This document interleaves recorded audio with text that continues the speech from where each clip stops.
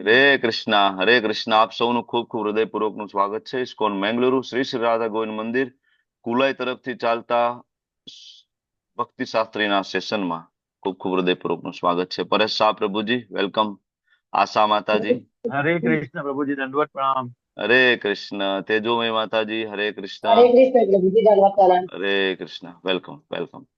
તો શરૂઆત કરશું ભગવાન શ્રી શ્રી રાધા ગોવિંદજીના ચરણોમાં ખૂબ ભાવપૂર્વક પ્રેમપૂર્વકની પ્રાર્થના સાથે. ઓમજ્ઞાનતિમિરાંધસ્ય જ્ઞાનાંજનશલાકયા ચક્ષુરુન્મિલિतं येन તસ્मै શ્રીગુરુવે નમઃ. શ્રીચૈતન્ય મનોભીષ્ટં સ્થાપિतं येन ભૂતલે સ્વયં રૂપ કદા મહ્યં દદાતિ સ્વપદાન્તિકम्. વંદેહમ શ્રીગુરો શ્રીયુતાપદકમલમ શ્રીગુરુન વૈષ્ણવાંશ શ્રીરૂપમ સાગ્રજાતમ સહગણ રઘુનાથાન્વિતમ તમ સજીવમ સાદ્વૈતમ સાવધૂતમ પરિજન સહિતમ કૃષ્ણા ચૈતન્ય દેવમ શ્રી રાધા કૃષ્ણ પાદાન સહગણ લલિતા શ્રી વિશાખાન્વિતાંશ. હે કૃષ્ણા કરુણા સિંધો દીનબંધો જગતપતે ગોપેશ ગોપિકા કાંત રાધા કાંત નમસ્તુતે. તપ્ત કાંચન ગૌરાંગી શ્રી રાધે વૃંદાવનેશ્વરી વૃષભાનુસુતે દેવી પ્रणमामि हरिप्रिये. वाञ्छाकल्पतरुभ्यश्च कृपा सिन्धुभ्य एव च पतितानां पावनेभ्यो वैष्णवेभ्यो नमो नमः. नमो विष्णुपादाय कृष्णपृष्ठाय भूतले श्रीमते भक्तिवेदान्त स्वामिन् इति नामिने. नमस्ते सारस्वते देवे गौरवाणी प्रचारिणे निर्विशेषा शून्यवादी पाश्चात्यादेशतारिणी. जय श्री कृष्ण चैतन्य प्रभु नित्यानंद श्री अद्वैत गदाधर श्रीवासादि गौर भक्त वृंद. हरे कृष्णा कृष्ण कृष्ण हरे हरे हरे राम राम राम हरे हरे. हरे कृष्ण प्रभु जी, दंडवत प्रणाम। हरे हरे कृष्ण प्रभु जी, दंडवत प्रणाम। हरे कृष्ण प्रभु जी, વેલકમ. બધા જ વહાલા વૈષ્ણવોનું સ્વાગત છે તમારું બધાનું. રિદ્ધિ માતાજી, સ્વર્ણાંગી માતાજી, હમણાં જે જોડાયા છે બધાનું ખૂબ ખૂબ હૃદયપૂર્વકનું સ્વાગત છે. હરે કૃષ્ણ. ગીતા માતાજી, રાજેશ્વરી માતાજી, દેવ્યાની માતાજી, દયાલક્ષ્મી માતાજી, ખૂબ ખૂબ સ્વાગત છે આપ સૌ. હરે કૃષ્ણ, વેલકમ વેલકમ. તો ગઈકાલે આપણે ચર્ચા કરી રહ્યા હતા શ્રીમદ ભગવદ ગીતા ના અધ્યાય નંબર 2 ઉપર, જેમાં આપણે કયા શ્લોક સુધી ચર્ચા પૂર્ણ કરી હતી ગઈકાલે? 18 થઈ ગયો કે 18મો બાકી? થઈ ગયું પ્રભુજી, થઈ ગયો, બરાબર. તો ગઈકાલે 15મા શ્લોક થી આપણે ચર્ચાની શરૂઆત કરી હતી અને ભગવદ ગીતાના આપણે એ ચેપ્ટર અને એ મુકામ ઉપર અત્યારે છીએ જ્યાં ભગવાન ભગવદ ગીતાની સૌથી મહત્વની અને પ્રથમ ટીચિંગ્સની વાત કરે છે. કઈ છે ભગવદ ગીતાની પહેલી ટીચિંગ્સ? ફર્સ્ટ ઉપદેશ ઓફ શ્રીમદ ભગવદ ગીતા શું છે? પ્રિયા માતાજી. હરે કૃષ્ણ પ્રભુજી, આપણે શરીર નથી આત્મા છીએ. આત્મા છે. શરીર નથી, ગુહ્ય જ્ઞાન ને પ્રભુજી, ગુહ્ય જ્ઞાન. પ્રિયા માતાજી, કઈ અલગ આન્સર નથી ને? ના ના પ્રભુજી, હું એ જ બોલી કે આપણે શરીર નથી, આત્મા છીએ એમ. ઓકે ઓકે, આત્મજ્ઞાન. બરાબર. ભગવદ્ ગીતાનો પહેલો ઉપદેશ છે ઈ આત્મજ્ઞાન, કે ભાઈ આપણે કોણ છીએ. આપણે ગઈકાલે આના ઉપર ઘણી લાંબી ચર્ચા કરી ચૂક્યા છીએ કે જ્યાં સુધી આપણે આ વસ્તુ નહીં સમજીએ ત્યાં સુધી ભગવદ્ ગીતાની શરૂઆત થવાની નથી. ત્યાં સુધી આપણા પ્રશ્ન ભૌતિક રહેશે હંમેશા. બરાબર. અને જ્યારે આપણે આ સમજશું ને પછી આપણા પ્રશ્ન આધ્યાત્મિક થશે. નહીતર આપણા પ્રશ્ન હંમેશા ભૌતિક રહેશે. બરાબર. આપણી ડિમાન્ડ બધી ભૌતિક રહેશે, આપણી બધી ઈચ્છાઓ ભૌતિક રહેશે. બરાબર. આપણી આસક્તિ હંમેશા રહેશે. તો ગઈકાલે ભગવાને આપણને 15મા શ્લોકમાં કહ્યું કે અર્જુન, સુખ અને દુઃખમાં જે વ્યક્તિ વિચલિત ના થાય અને એમાં જે સમાન રહે ને એ વ્યક્તિ અમૃતત્વાય કલ્પતે, એટલે કે એ વ્યક્તિ મુક્તિ માટે યોગ્ય છે. તો મુક્તિ ક્યારે મળે? બરાબર. એની માટેની લાયકાત શું? તો કે ભાઈ સમભાવ, સુખ અને દુઃખ, માન અને અપમાનની અંદર જે વ્યક્તિ સમાન રહે. બરાબર.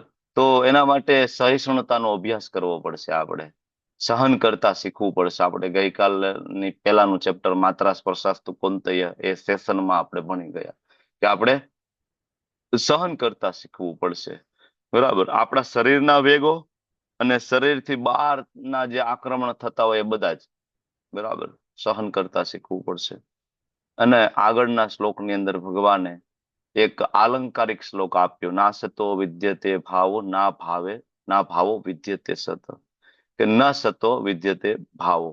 સત્યના દ્રષ્ટાઓ નિષ્કર્ષ ઉપર આવ્યા કે અસત એનું કોઈ સ્થાયિત્વ નથી, ના ભાવો વિદ્યતે સત, અને જે સત છે એમાં કોઈ ના ભાવો, એમાં કોઈ પરિવર્તન થવાનું નથી. એટલે આમાં બે વસ્તુ કીધી છે, શરીર વિશેની વાત અને આત્મા વિશેની વાત ભગવાન કરે છે.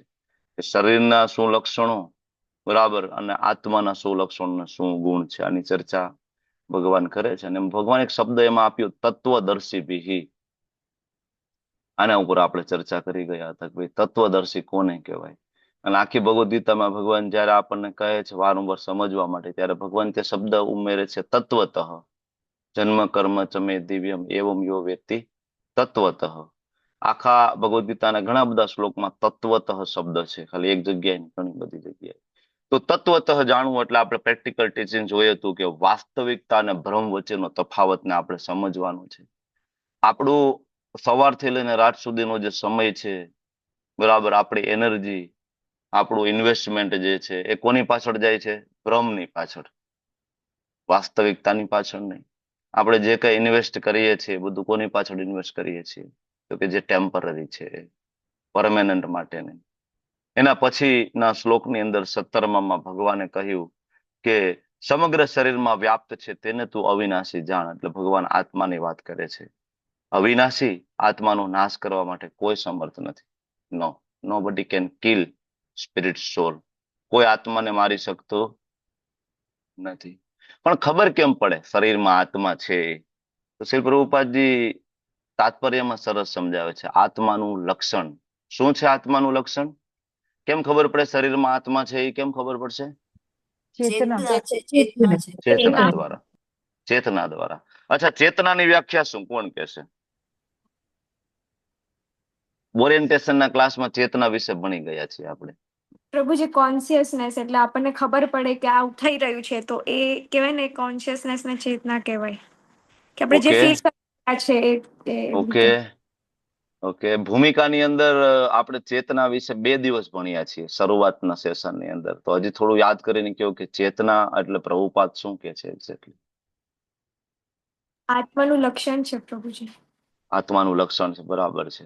બીજો કોઈને કઈ કહેવું છે ચેતના એટલે? અર્ચના માતાજી, અર્ચના ગોહિલ માતાજી, દયાલક્ષ્મી માતાજી, બોલો. પ્રભુ, એ આપણે ગઈકાલે તમે કીધું કે ઈ બ્રહ્મ જ્યોતિનું એક ચિત્તકણ છે. ઓકે, એ તો આત્માની વાત કરો છો ને. હું ચેતના વિશે પ્રશ્ન પૂછ્યો ને. મેં પ્રશ્ન પૂછ્યો ચેતના. ચેતના, હા, ચેતના વિશે કહો. ઓકે. પ્રભુજી, ચેતના એટલે હું છું એ ને? હા, એવું કે પ્રભુજી? ચેતના એટલે હું છું. એવો ભાવ. હા, ચેતના એટલે જ્યાંથી આપણા મિથ્યા અહંકારની શરૂઆત થાય છે, ધેટ ઇઝ ચેતના. આપણા શરીરની અંદર જે હું વાળો ભાવ જે છે ને, હું શરીર છું, હું ડોક્ટર છું, હું એન્જિનિયર છું, હું સ્ત્રી છું, હું પુરુષ છું, હું ભારતીય છું, હું અમેરિકન છું. આ બધી જ જે ચેતના જે છે એ ત્યાંથી આવે છે. બરાબર, એ આત્માના લક્ષણ સ્વરૂપે છે, એને ચેતના કહેવામાં આવે છે. ઓકે, આત્માની સાઈઝ કેવડી છે? આત્માની સાઈઝ માપી ના શકાય પ્રભુજી. કૃષ્ણ પ્રભુજી. પણ તમને લેવલ વાળના અગ્રભાગમાં અગ્રભાગના વાળના અગ્રભાગના 10,000મો ભાગ. 10,000નો ભાગ.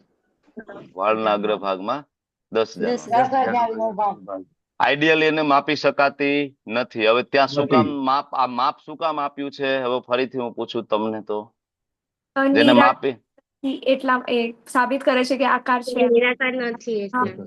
એક તો નિરાકાર નથી, બીજું શું સાબિત કરે છે અતિ શ્લોક? સૂક્ષ્મ છે, અતિ સૂક્ષ્મ. અતિ સૂક્ષ્મ છે, અતિ સૂક્ષ્મ છે. અને આકાર છે, સૂક્ષ્મ છે, આપણને ભલે નથી દેખાતો પણ એનો આકાર છે.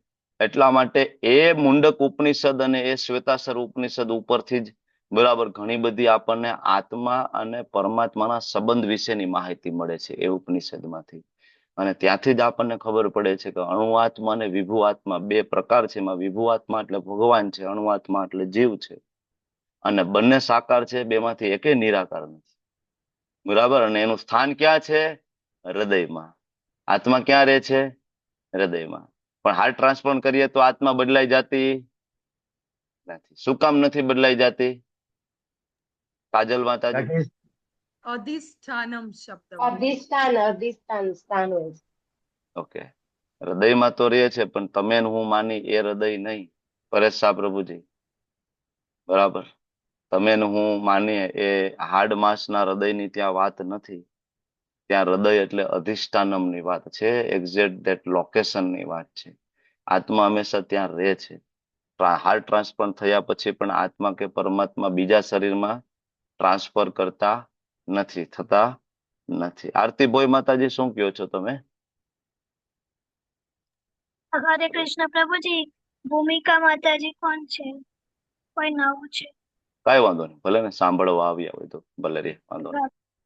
ઓકે, ચાલો તો આગળ વધીએ. એના પછીનો શ્લોક આપણે ભણ્યા હતા આત્મા વિશેનો. એના પછીનો શ્લોક હતો શરીર વિશેનો, કે ભાઈ શરીરનો નાશ અવશ્ય થાય છે.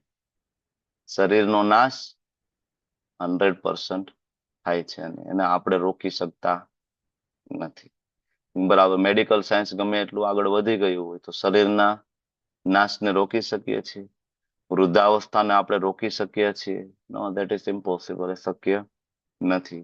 તો આના ઉપરથી પ્રેક્ટિકલ એક ટિપ્સ આપણને મળે આ શ્લોકમાંથી, કે ભાઈ આપણે વાસ્તવિકતાનો સ્વીકાર કરવો જોઈએ. કોણ તમે કહ્યું? ભરતભાઈ પંડ્યા છે. રેપ થઈ ગયા પ્રભુજી હમણાં જ. થઈ ગયા, ઓકે, વાંધો નહીં. તો વાસ્તવિકતાનો સ્વીકાર કરવો જોઈએ, એક્સેપ્ટિંગ રિયાલિટી. રિયાલિટી શું છે? બરાબર. બીજું, આત્માની અગમ્યતા આની અંદર આપેલી છે. અપ્રમેય, માપી નથી શકતા આપણે. બરાબર. અને આજે આપણે આગળ વધીશું 19મા શ્લોકથી. બરાબર. હવે આમ જોઈએ તો શરીરનો નાશને આપણે રોકી નથી શકતા અને આત્મા મરતી નથી. તો આ બંને દ્રષ્ટિકોણથી જોઈએ તો વિલાપ કરવાનું કોઈ કારણ નથી. બરાબર, કારણ કે આત્માને મારી શકાય નહીં, શરીરને લાંબા સુધી સાચવી ના શકાય, કાયમ માટે સુરક્ષિત કરી શકાતું નથી. પ્રભુપાદ તાત્પર્યમાં લખે છે. તો પછી વિલાપ કરવાનો કોઈ મતલબ નથી. શરીર તો તોય મરવાનું છે, તોય મરવાનું છે. આગળ ભગવાન કહે છે કે જે આ જીવાત્માને હણનારો સમજે છે તથા જે એને હણાયેલો માને છે તે બંને અજ્ઞાની છે, કારણ કે આત્મા નથી હણતો કે નથી હણાતો. ય એનમ વેતિ હંતારમ યશ્ચેનમ મન્યતે હતમ, કે જે આને હણનારો સમજે છે અથવા જે હણાયેલો માને છે, ઉભો તો ન વિજાનીતો. ઉભો એટલે આ બંને, તો તેઓ ન વિજાને, આ બે જાણતા નથી. આ બે અજ્ઞાની છે. ન વિજાનીતો, વિજાનીતો એટલે જ્ઞાની, ન વિજાનીતો એટલે અજ્ઞાની. બરાબર.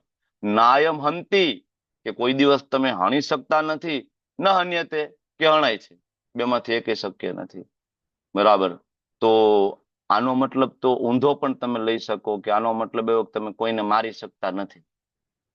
બરાબર. તો તમે ઘરે કુકડો લઈ આવો, માછલી લઈ આવો, કાપી નાખો, ભગવાન તો ના પાડે છે આત્માને કોઈ અણી શકતા નથી. આ તો ખાલી શરીર છે ભાઈ, તો ભૌતિક પદાર્થ છે, કેમિકલ છે ખાલી.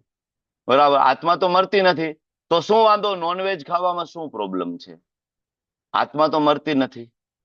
બરાબર, એ તો ખાલી એમાંથી નીકળીને બીજી જગ્યાએ ટ્રાન્સફર કરી જશે, આત્મા મરતી નથી. આનો મતલબ આવો થાય. એટલા માટે પ્રભુપાદ તાત્પર્યમાં આ મુદ્દાને લખે છે. તમે લોકો વાંચો, ચાલો તાત્પર્ય વાંચો. ધાર્મી માતાજી વાંચવાની શરૂઆત કરો, ચાલો. હરે કૃષ્ણ પ્રભુજી. ભારત શ્રી પ્રભુ શ્રી પ્રભુપાદની જય. જ્યારે દેહધારી જીવાત્માને પ્રાણઘાતક શસ્ત્રોથી જખમી કરવામાં આવે છે ત્યારે શરીરમાંનો જીવ હણાતો નથી એમ સમજવું. આત્મા એટલો સૂક્ષ્મ છે કે તેને કોઈ પણ ભૌતિક શસ્ત્રથી હણવો શક્ય નથી, જે વિશે હવે પછીના શ્લોકોમાં સમજાવવામાં આવશે. ન તો જીવાત્મા પોતાના આધ્યાત્મિક સ્વરૂપને કારણે વધ્ય છે. જે હણાય છે અથવા હણાયેલું માનવામાં આવે છે તે માત્ર શરીર હોય છે.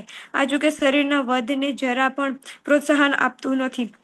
એવી વૈદિક આજ્ઞા છે કે માં હિંસ્યાત સર્વભૂતાની. કોઈ પણ જીવની કદી હિંસા ન કરો. જીવાત્મા અવધ્ય છે એનો આશય પણ પ્રાણીઓની કતલને પ્રોત્સાહન આપવાનો નથી. કોઈ પણ જીવાત્માના શરીરની અંધિકાર હિંસા કરવી નિંદ્ય છે અને રાજ્યના તેમજ ભગવાનના કાયદા દ્વારા સજાને પાત્ર છે. પરંતુ અર્જુનને તો ધર્મના સિદ્ધાંતના પાલન અર્થે હનન કાર્યમાં પ્રવૃત્ત કરવામાં આવી રહ્યો છે અને કોઈ તરંગીપણાને કારણે નહીં. હરે કૃષ્ણ. હરે કૃષ્ણ. કોઈ પણ જીવાત્માના શરીરની અનઅધિકાર હિંસા કરવી નિંદ્ય છે. અનઅધિકાર, કે જેમાં તમારો અધિકાર ના હોય, બરાબર, એવી રીતના કોઈની હિંસા કરીએ તો એ નિંદનીય છે. બરાબર, પણ રાજ્યના તેમજ ભગવાનના કાયદા દ્વારા સજાને પાત્ર છે આવી કોઈ વ્યક્તિ જો કરે તો. પણ અર્જુનને તો ધર્મના સિદ્ધાંતોના અનુપાલન અર્થે હનન કાર્યમાં પ્રવૃત્ત કર્યા હતા. અર્જુન કોઈ પોતાના ખાવા માટે કે એને નોનવેજની ઈચ્છા થાય છે અથવા એને મજા આવે છે અને શિકાર કરી રહ્યા છે પોતાની ઇન્દ્રિય તૃપ્તિ માટે, એના માટે નહીં. એટલે લખ્યું છે તરંગીપણાના કારણે નહીં. તરંગી એટલે પોતાની ઈચ્છા પડે તેમ, એને કહેવાય તરંગીપણું. જેના સેન્ટરમાં એ વ્યક્તિ પોતે હોય, એ વ્યક્તિની પોતાની મજાઓ સેન્ટરમાં હોય, એ વ્યક્તિની પોતાની ઇન્દ્રિય તૃપ્તિ સેન્ટરમાં હોય, એને કહેવાય તરંગીપણું. પણ અહીંયા લખ્યું છે ધર્મના સિદ્ધાંતના અનુપાલન અર્થે. ધર્મ એટલે શું? ધર્મ તો સાક્ષાત ભગવત પ્રણીતમ. ભગવાન જે કહે છે દેટ ઇઝ ધર્મ. તો અહીંયા તો સાક્ષાત કૃષ્ણ છે એ અર્જુનને ગાઈડ કરી રહ્યા છે ને. એટલે અહીંયા આ શ્લોક ની અંદર કહે છે કે આત્મા મરતી નથી. બરાબર, તો આત્માને મારવા માટે કોણ પ્રેરણા આપી શકે? કોણ મારી શકે? કોઈ નહીં. તો આ શ્લોકનો રેફરન્સ લઈને ઘણા બધા ગમે તેની હત્યા કરી નાખે.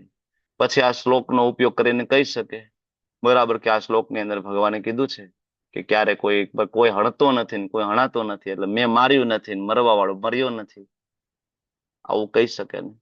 એટલા માટે અહીંયા શ્રી પ્રભુપાદજી તાત્પર્યમાં વસ્તુ મૂકે છે કે ભાઈ ખોટી હિંસાને અહીંયા પ્રોત્સાહન આપવામાં નથી આવ્યું, પણ ધર્મની સ્થાપના માટે ક્ષત્રિય ધર્મ જે છે, બરાબર, એના માટે અર્જુનને અહીંયા ગાઈડન્સ આપવામાં આવ્યું છે. બરાબર, તો પ્રેક્ટિકલ ટીચિંગ્સ તરીકે તમે જોવો તો અજ્ઞાન અને ભ્રમનું ખંડન આ શ્લોકની અંદર થાય. બરાબર, આપણું જે અજ્ઞાન છે કોને લઈને? આ શરીરના લઈને. બરાબર, અને આ શરીરના વિનાશથી આપણે ડરીએ છીએ. આ શરીરમાં કઈ પ્રોબ્લેમ આવે તો આપણે તરત ડરી જઈએ છીએ. આપણા સગા વહાલા, આપણા ઘરના બીજા સભ્યો, બરાબર, એના શરીરમાં કઈ પ્રોબ્લેમ આવે આપણે તરત ડરી જઈએ છીએ. બરાબર, તો એ એક આપણું અજ્ઞાન છે ને એક આપણું ભ્રમ છે. બરાબર, કારણ કે જે કઈ ભૌતિક નુકસાન થાય અથવા તો મૃત્યુ થાય એનાથી અસ્તિત્વનો અંત થતો નથી. બરાબર, અસ્તિત્વ આગળ ચાલુ રહે છે. બીજું આ શ્લોકમાંથી શીખવાનું છે કે હિંસા અને અહિંસાનો સાચો અર્થ શું? Real meaning of violence and none violence. બરાબર, તો આનો અર્થ એવો નથી કે ગમે એની હિંસા કરો. હમણાં આપણે વાત કરી, બરાબર, કોઈ પણ જીવને કષ્ટ આપતા પહેલા શ્રી પ્રભુપાદજી કહે છે કે વિચારવું જોઈએ કે એની અંદર રહેલો આત્મા એ અવિનાશી છે અને આત્મા કૃષ્ણનો અંશ છે. અને આત્મા જે શરીરમાં રહે છે, શરીરને હેરાન કરવાથી પણ આત્મા દુઃખિત થાય. શું કામ દુઃખી થાય? હું તમને પ્રશ્ન પૂછું છું કે આમ તો કે છે કે આત્મા મરતો નથી, તો તો પછી કોઈનું શરીરને આપણે કાપી નાખીએ તો શું ફરક પડે એની અંદર? પ્રોબ્લેમ શું છે? કુકડાને મારી નાખ્યો, શું પ્રોબ્લેમ છે? આમ તો કુકડો તો મરતો નથી એકોર્ડિંગ ટુ ભગવદ્ ગીતા જોઈએ તો, કારણ કે એ તો આત્મા છે, આગળ ટ્રાવેલ કરી જશે ને બીજા બોડી. રિદ્ધિ માતાજી, શું પ્રોબ્લેમ થાય તો પછી? હરે કૃષ્ણ પ્રભુજી, એટલે અંતિમ સમયે આપણે મેઇન ઈ જ છે ને પર્પઝ, કે અંતિમ સમયે વિચારો કેવા હોય, તો જ્યારે મારવામાં આવતો હોય ત્યારે એના અંતિમ સમયે એનામાં ડર હોય કે ઈ હોય, તો ઈ એની સાથે કોનામાં? જ સૂક્ષ્મ શરીર પશુમાં જેને મારો છે એનું કયો છો? પશુમાં, હા પશુમાં, કે એની મતલબ અંતિમ સમયે જે મતલબ એટલે ઈ તો કોઈનું બી અંતિમ સમયે તો આમે નારાયણ સ્મૃતિ નહીં કરી શકે, એનામાં એ બુદ્ધિ નથી, ભોગ યોની નહીં છે નહીં એટલે માતાજી. તો નારાયણ સ્મૃતિ માટે નથી કહેતી પ્રભુ, એટલે મતલબ અંતિમ સમયે એટલે ડર, ટૂંકમાં કોઈ મારતું હોય બીજા જીવને તો એનો જે ડર હોય એ પછી બરાબર છે, પણ ડર હોય તો એનાથી નુકસાન શું છે? ચાલો ને, એ તો ડર થોડી વાર પૂરતો આવશે, નહીં એટલે તો હું તો આત્માને બીજું બોડી મળી જશે. હા, પ્રાણીના ઓલામાં કહીએ તો ઈ ડર હોય એનામાં, જ્યારે કોઈ કાપતું હોય ને પછી એને ખાય તો ઈ બધું વિચારમાં જાય ને. નહીં નહીં નહીં, તમે તમારી વાત કરો છો, ખાય એટલે વિચાર. હું એમ કહું છું કે પ્રોબ્લેમ શું છે કે ભાઈ એને મારી નાખ્યું હોય તો નવું શરીર મળી જાય. નુકસાન જે તે પ્રાણીનું શું છે એની અંદર, હું એમ કહું છું. અમે એના વિચારો કરો કે એનામાં ડર હતો ને ખાધું તો વિચારો આપણામાં આવે. તમે તો આધ્યાત્મિક વિચારો છો, આધ્યાત્મિક નહીં. હું તમને જનરલ પર્સપેક્ટિવ થી પૂછું છું કે એમાં શું નુકસાન થયું એ જીવનું, તમે એને મારી નાખ્યો તો? અને પાપ શું કામ લાગવું જોઈએ? કારણ કે ભગવાન એ ના પાડે છે કે શરીરનું તો બરાબર આમે મરી જવાનું શરીર. એ કુકડો આજે નહીં મરે તો 5 મહિના પછી મરી જ જવાનો, 5 વર્ષ પછી કુકડો મરી જ જવાનો છે. તો પછી આજે મારીને ખાવામાં શું પ્રોબ્લેમ છે? તમે સમજ્યા? આમે મરી જવાનું, આમે મરી જવાનું. આત્મા તો મરતી નથી કોઈ દિવસ. આમે ટ્રાવેલ કરવાની, આમે ટ્રાવેલ કરવાનું. તો પછી મારી કાપીને ખાવામાં શું પ્રોબ્લેમ શું છે? એટલે કદાચ નિમિત્ત આપણે બનીએ તો આપણા ઉપર પાપ ચડે. હા, ઈ શું કામ પાપ ચડે? પ્રશ્ન ઈ જ છે મારો. પાપ શું કામ ચડે ઈ પ્રશ્ન છે. ચાલો, રેખા પંડ્યા માતાજી બોલો, શું કામ પાપ ચડે? ભાઈ પાપ ચડે એ વાત સાચી, પણ વાય? બોલો બોલો, અવાજ નથી આવતો. પ્રભુ બોલો. નહીં નહીં, હું જેને પૂછું એને જવાબ દો. દયા માતાજી, તમે માઇક બંધ કરી દો. રેખા માતાજી બોલો. હા, હરે કૃષ્ણ. એનામાં પ્રભુજી એવું છે કે એનું છે ને એક નિશ્ચિત એની જર્ની હોય, ભગવાનનું આયોજન હોય, અને ભગવાનના આયોજન પ્રમાણે એને અમુક એને એ યોનિમાં એટલા ટાઈમ સુધી એને રહેવાનું હોય, અને જો આપણે એને મારી નાખીએ તો એની જર્ની અધૂરી રહે, તો અધૂરી રહે પાછી એને એ જર્ની પૂરી કરવા માટે પાછું આવવું પડે, એટલે પાપ લાગે. હરે કૃષ્ણ. હા, પરફેક્ટ જવાબ છે. કારણ કે એ ભોગ યોની છે અને એને એ યોનીમાં અમુક પીરિયડ સુધી રહેવાનું કન્ફર્મ હતું, બરાબર? અને તમે જયારે એને મારી નાખો છો ને, તો એને તો એ પાછી યોનીમાં પાછું આવવું જ પડશે, એને કુકડો બનવા પાછું આવવું પડશે. કારણ કે એના 5 વર્ષ કુકડાની યોનીમાં હતા, બરાબર? તમે હજી 1 વર્ષ કુકડાની યોનીમાં આવ્યો, તમે કાપી નાખ્યો, એને પાછું એના માતાના ગર્ભમાં ઊંધું લટકવાનું થશે કુકડા તરીકે. વળી પાછો કુકડો, બરાબર? એ તો ઈંડામાં હોય, બરાબર? ઈંડા તરીકે એને આવવું પડશે, વળી કુકડો બનશે, વળી કુકડો બનશે. મતલબ તમે એની જર્નીને ડિસ્ટર્બ કરી નાખી છે, અને એ જર્ની ડિસ્ટર્બ કરવા માટેનું પાપ આપણને લાગે છે. સમજે? આત્મા મરતી નથી, પણ તમે એની આધ્યાત્મિક પ્રકૃતિ, તમે પ્રભુપાદની હિંસાની વ્યાખ્યા તમને યાદ ના આવી. પ્રભુપાદે હિંસાની જે વ્યાખ્યા આપી છે, આ જ વ્યાખ્યા આપી છે જે રેખા માતાજીએ કહ્યું ને. પરફેક્ટ આન્સર છે. ભાઈ હિંસા એટલે શું? હિંસા એટલે કોઈની આધ્યાત્મિક પ્રગતિને રોકવી, ધેટ ઇઝ હિંસા. તમે કૃષ્ણ ભાવનામૃતનો પ્રચાર નથી કરતા ને, આ સૌથી મોટી હિંસા છે. તમને એવું લાગે ખાલી કુકડો કાપવામાં જ હિંસા થાય, એવું નથી. તમે ને હું આજે ઘરમાં બેઠા છીએ અને આપણે બિલકુલ કૃષ્ણ ભાવનામૃતનો પ્રચાર નથી કરતા, અને આના કારણે એવા હજારો અને લાખો લોકોને કૃષ્ણ પ્રાપ્ત થશે નહીં. અને એના કારણે આવા હજારો અને લાખો લોકો, બરાબર, પાપ કર્મ કરતા કરતા નીચલી યોનીમાં જશે, નરકમાં. એના જવાબદાર કોણ? તમે ને હું. આનંદ પ્રદા ગોપાલીની માતાજી આવ્યા છે. યસ, બોલો. હરે કૃષ્ણ. હરી બોલ, બોલો માતાજી. You have rays your hand. Hare Krishna. I think એમ નથી. હરે કૃષ્ણ. હા હરે પ્રભુજી, કૃષ્ણ. અવાજ? હા આવે પ્રભુજી. છે. બોલો ને. અમારે પ્રભુજી અત્યારે 4 વાગ્યા સુધીમાં લિસ્ટ તૈયાર કરવાનું છે ને પ્રભુજી. તમારે 8 માતાજી પ્રભુજી માંથી કોઈના નામ જોઈશે કે જે લોકો કોલિંગ સેવા લઈ શકે. ઓકે, હા તો ચાલો. 8 જણ. જો રાજેશ્વરી માતાજી નામ લખી નાખ્યું છે આમાં, મેં રેખા માતાજી નામ લખેલું છે, એમની સાથે હમ. વાત થઈ ગઈ મારે, બરાબર પ્રભુજી. તમારા જે અત્યારે લાઈવ ક્લાસમાં નિકિતા માતાજી ક્લાસમાં છે પ્રભુજી? પ્રિયા જયસ્વાલ, પ્રિયા જયસ્વાલ માતાજી છે. કોને હા સેવા એમનું કરવી લખેલું છે? છે. ચાલો ભાઈ, રેઝ યોર હેન્ડ. કમ ફટાફટ ઓન. 8 જણ જોઈએ મારે પ્રભુજી. 8 નામ લખાવો. હા, કેન્ડિડેટ ની નામ જરૂર લખાવો. છે. Come on, Hare rays your hand. Neetu માતાજીનો હેન્ડ્રેસ છે. હા એમનું લખેલું છે માતાજી. ચાલો, નીતુ નીતુ જરીવાલા. જરીવાલા, નીતા ગઢવાડા માતાજી, પ્રભુજી દર્શના ઓડેદરા માતાજી, ગીતા માતાજી, તેજુમય પ્રભુજી માતાજી. શું છે સમજાય? માતા એના ઓલરેડી છે એને. ના, જે છે નહીં, હા જૂના નહીં, નવા નવા નવા. જૂના જે કરે છે એની વાત નથી કરતા માતાજી. હા તો જૂના એ એન્ડ ડાઉન કરી નાખો. જે લોકો નથી કરી સેવા અને હવે કરવાની છે એની સેવા, એના માટે છે. હરે કૃષ્ણ. ગઈકાલે કરી હતી એમણે કરવાની છે. ના, એની વાત નથી. બીજા નવા જ ભક્તોના નામ લખવાના છે. નવા કેન્ડિડેટ આપણે જોઈએ છે જે સેવામાં હજી જોડાયા નથી એવા. તો આમાં તમારી પાસે કોણ કોણ નથી બોલો ને? એકા પ્રિયા જયસ્વાલ માતાજી, દર્શના પ્રિયા માતાજી, જયસ્વાલ માતાજી, ચાલો. દર્શના માતાજી, દર્શના ઓડેદરા માતાજી. હર્ષા ઘેલાણી માતાજી છે તમારી પાસે? હા એમને વાત થઈ ગઈ મારી સાથે, હર્ષા માતાજી. પ્રિન્સી માતાજી છે તમારી સાથે? ના, પ્રિન્સી માતાજી નથી પ્રભુજી. હા, પ્રિન્સી માતાજી ક્યાં છે? ઓકે. હા, પ્રિન્સી માતાજી તમે માધવી રેડી છો ને સેવા કરવા માટે? માધવી માતાજી તમારું નામ લખી નાખ્યું છે. માધવી માતાજી લખો. હવે 4 જોશે. હા એટલે મેં હવે આજ લખી નાખ્યા છે તમારા નામ. રાજેશ્રી માતાજી અર્ચના ગોહિલ માતાજી નું નામ છે કે નથી તમારા લિસ્ટમાં? અર્ચના ગોહિલ માતાજી નથી પ્રભુજી. અર્ચના માતાજી ક્યાં ગયા? થોડો ટાઈમ કાઢી શકશો ને 15-20 મિનિટનો? લખો લખો અર્ચના ગોહિલ લખો. માતાજી. ઓકે. 1 અર્ચના 2 માતાજી. 3 4. હરે કૃષ્ણ. હરે ચાર કૃષ્ણ. ચાર હવે 4 ની જરૂર છે પ્રભુજી. 4. દેવ્યાની માતાજી તો છે તમારી. ડોક્ટર કાજલ માતાજી છે તમારી સાથે? હા આઈ થિંક એ તો છે જ ને માતાજી. હા કાજલ માતાજી છે. છે એમનું તો છે. માતાજી છે. ઓકે, તો પછી મિત્રવિંદા માતાજી છે? હા એમણે તો કાલે કરી લીધી માતાજી સેવા. હમ. આશા પટેલ માતાજી તમે નથી કરી. આશા પટેલ માતાજી તમે કરી છે સેવા? માતાજી કાલે આપેલા ને મને નંબર, કાલે કરી મેં. કરી હતી એમને ઓકે. માતાજી. ઓકે, તો આમાંથી કાલે બધા આપેલા. આવી ગયા બધા? રિદ્ધિ માતાજી તમે નથી આવ્યા. તમારું નામ લખ્યું છે ને માતાજી? વિદ્યાસર માતાજીનું નામ લખો. બધાને સેવા ફરજિયાત લેવાની છે એટલે આજે હું આવી છું કે જે નથી લીધી ને એ લોકોને લઈ લઈએ સેવા.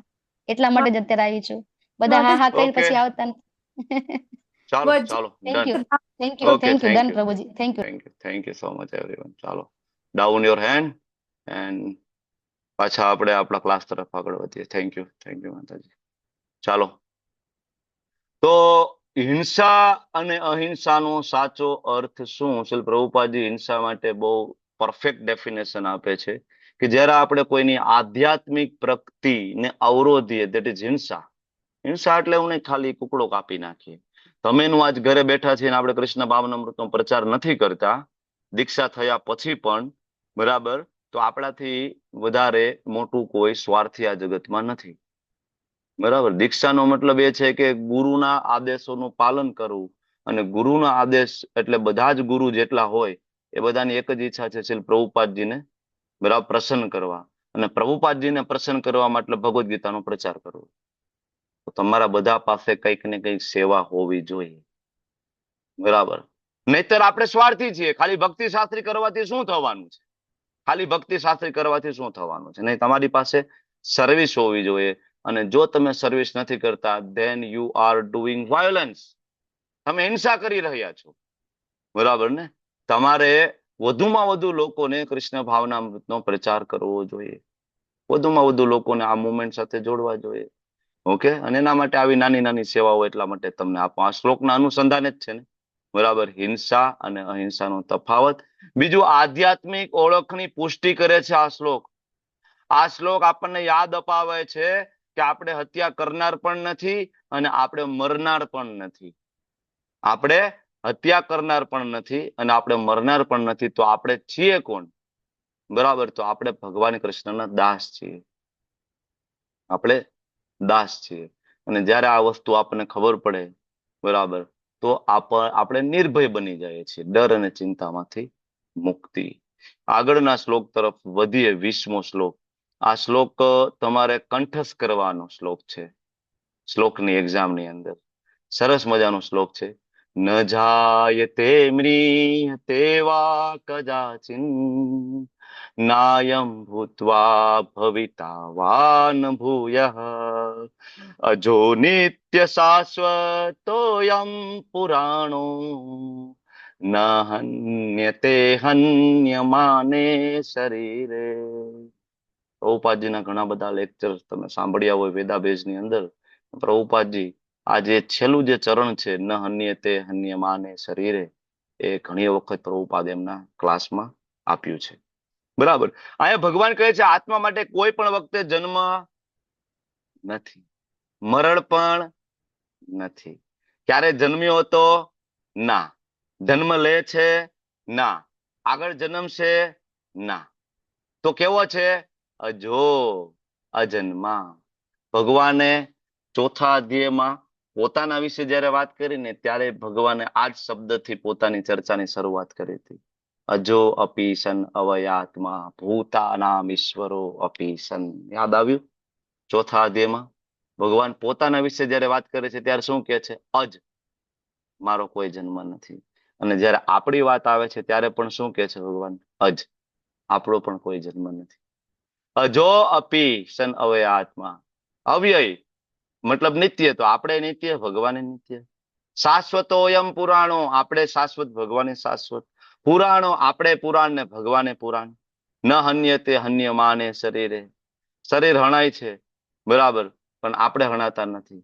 એવી રીતના ભગવાનને કોઈ હણી શકતું નથી. તો આપણે ભગવાન થઈ ગયા. Yes, we are god. Same લક્ષણ, યુ સી.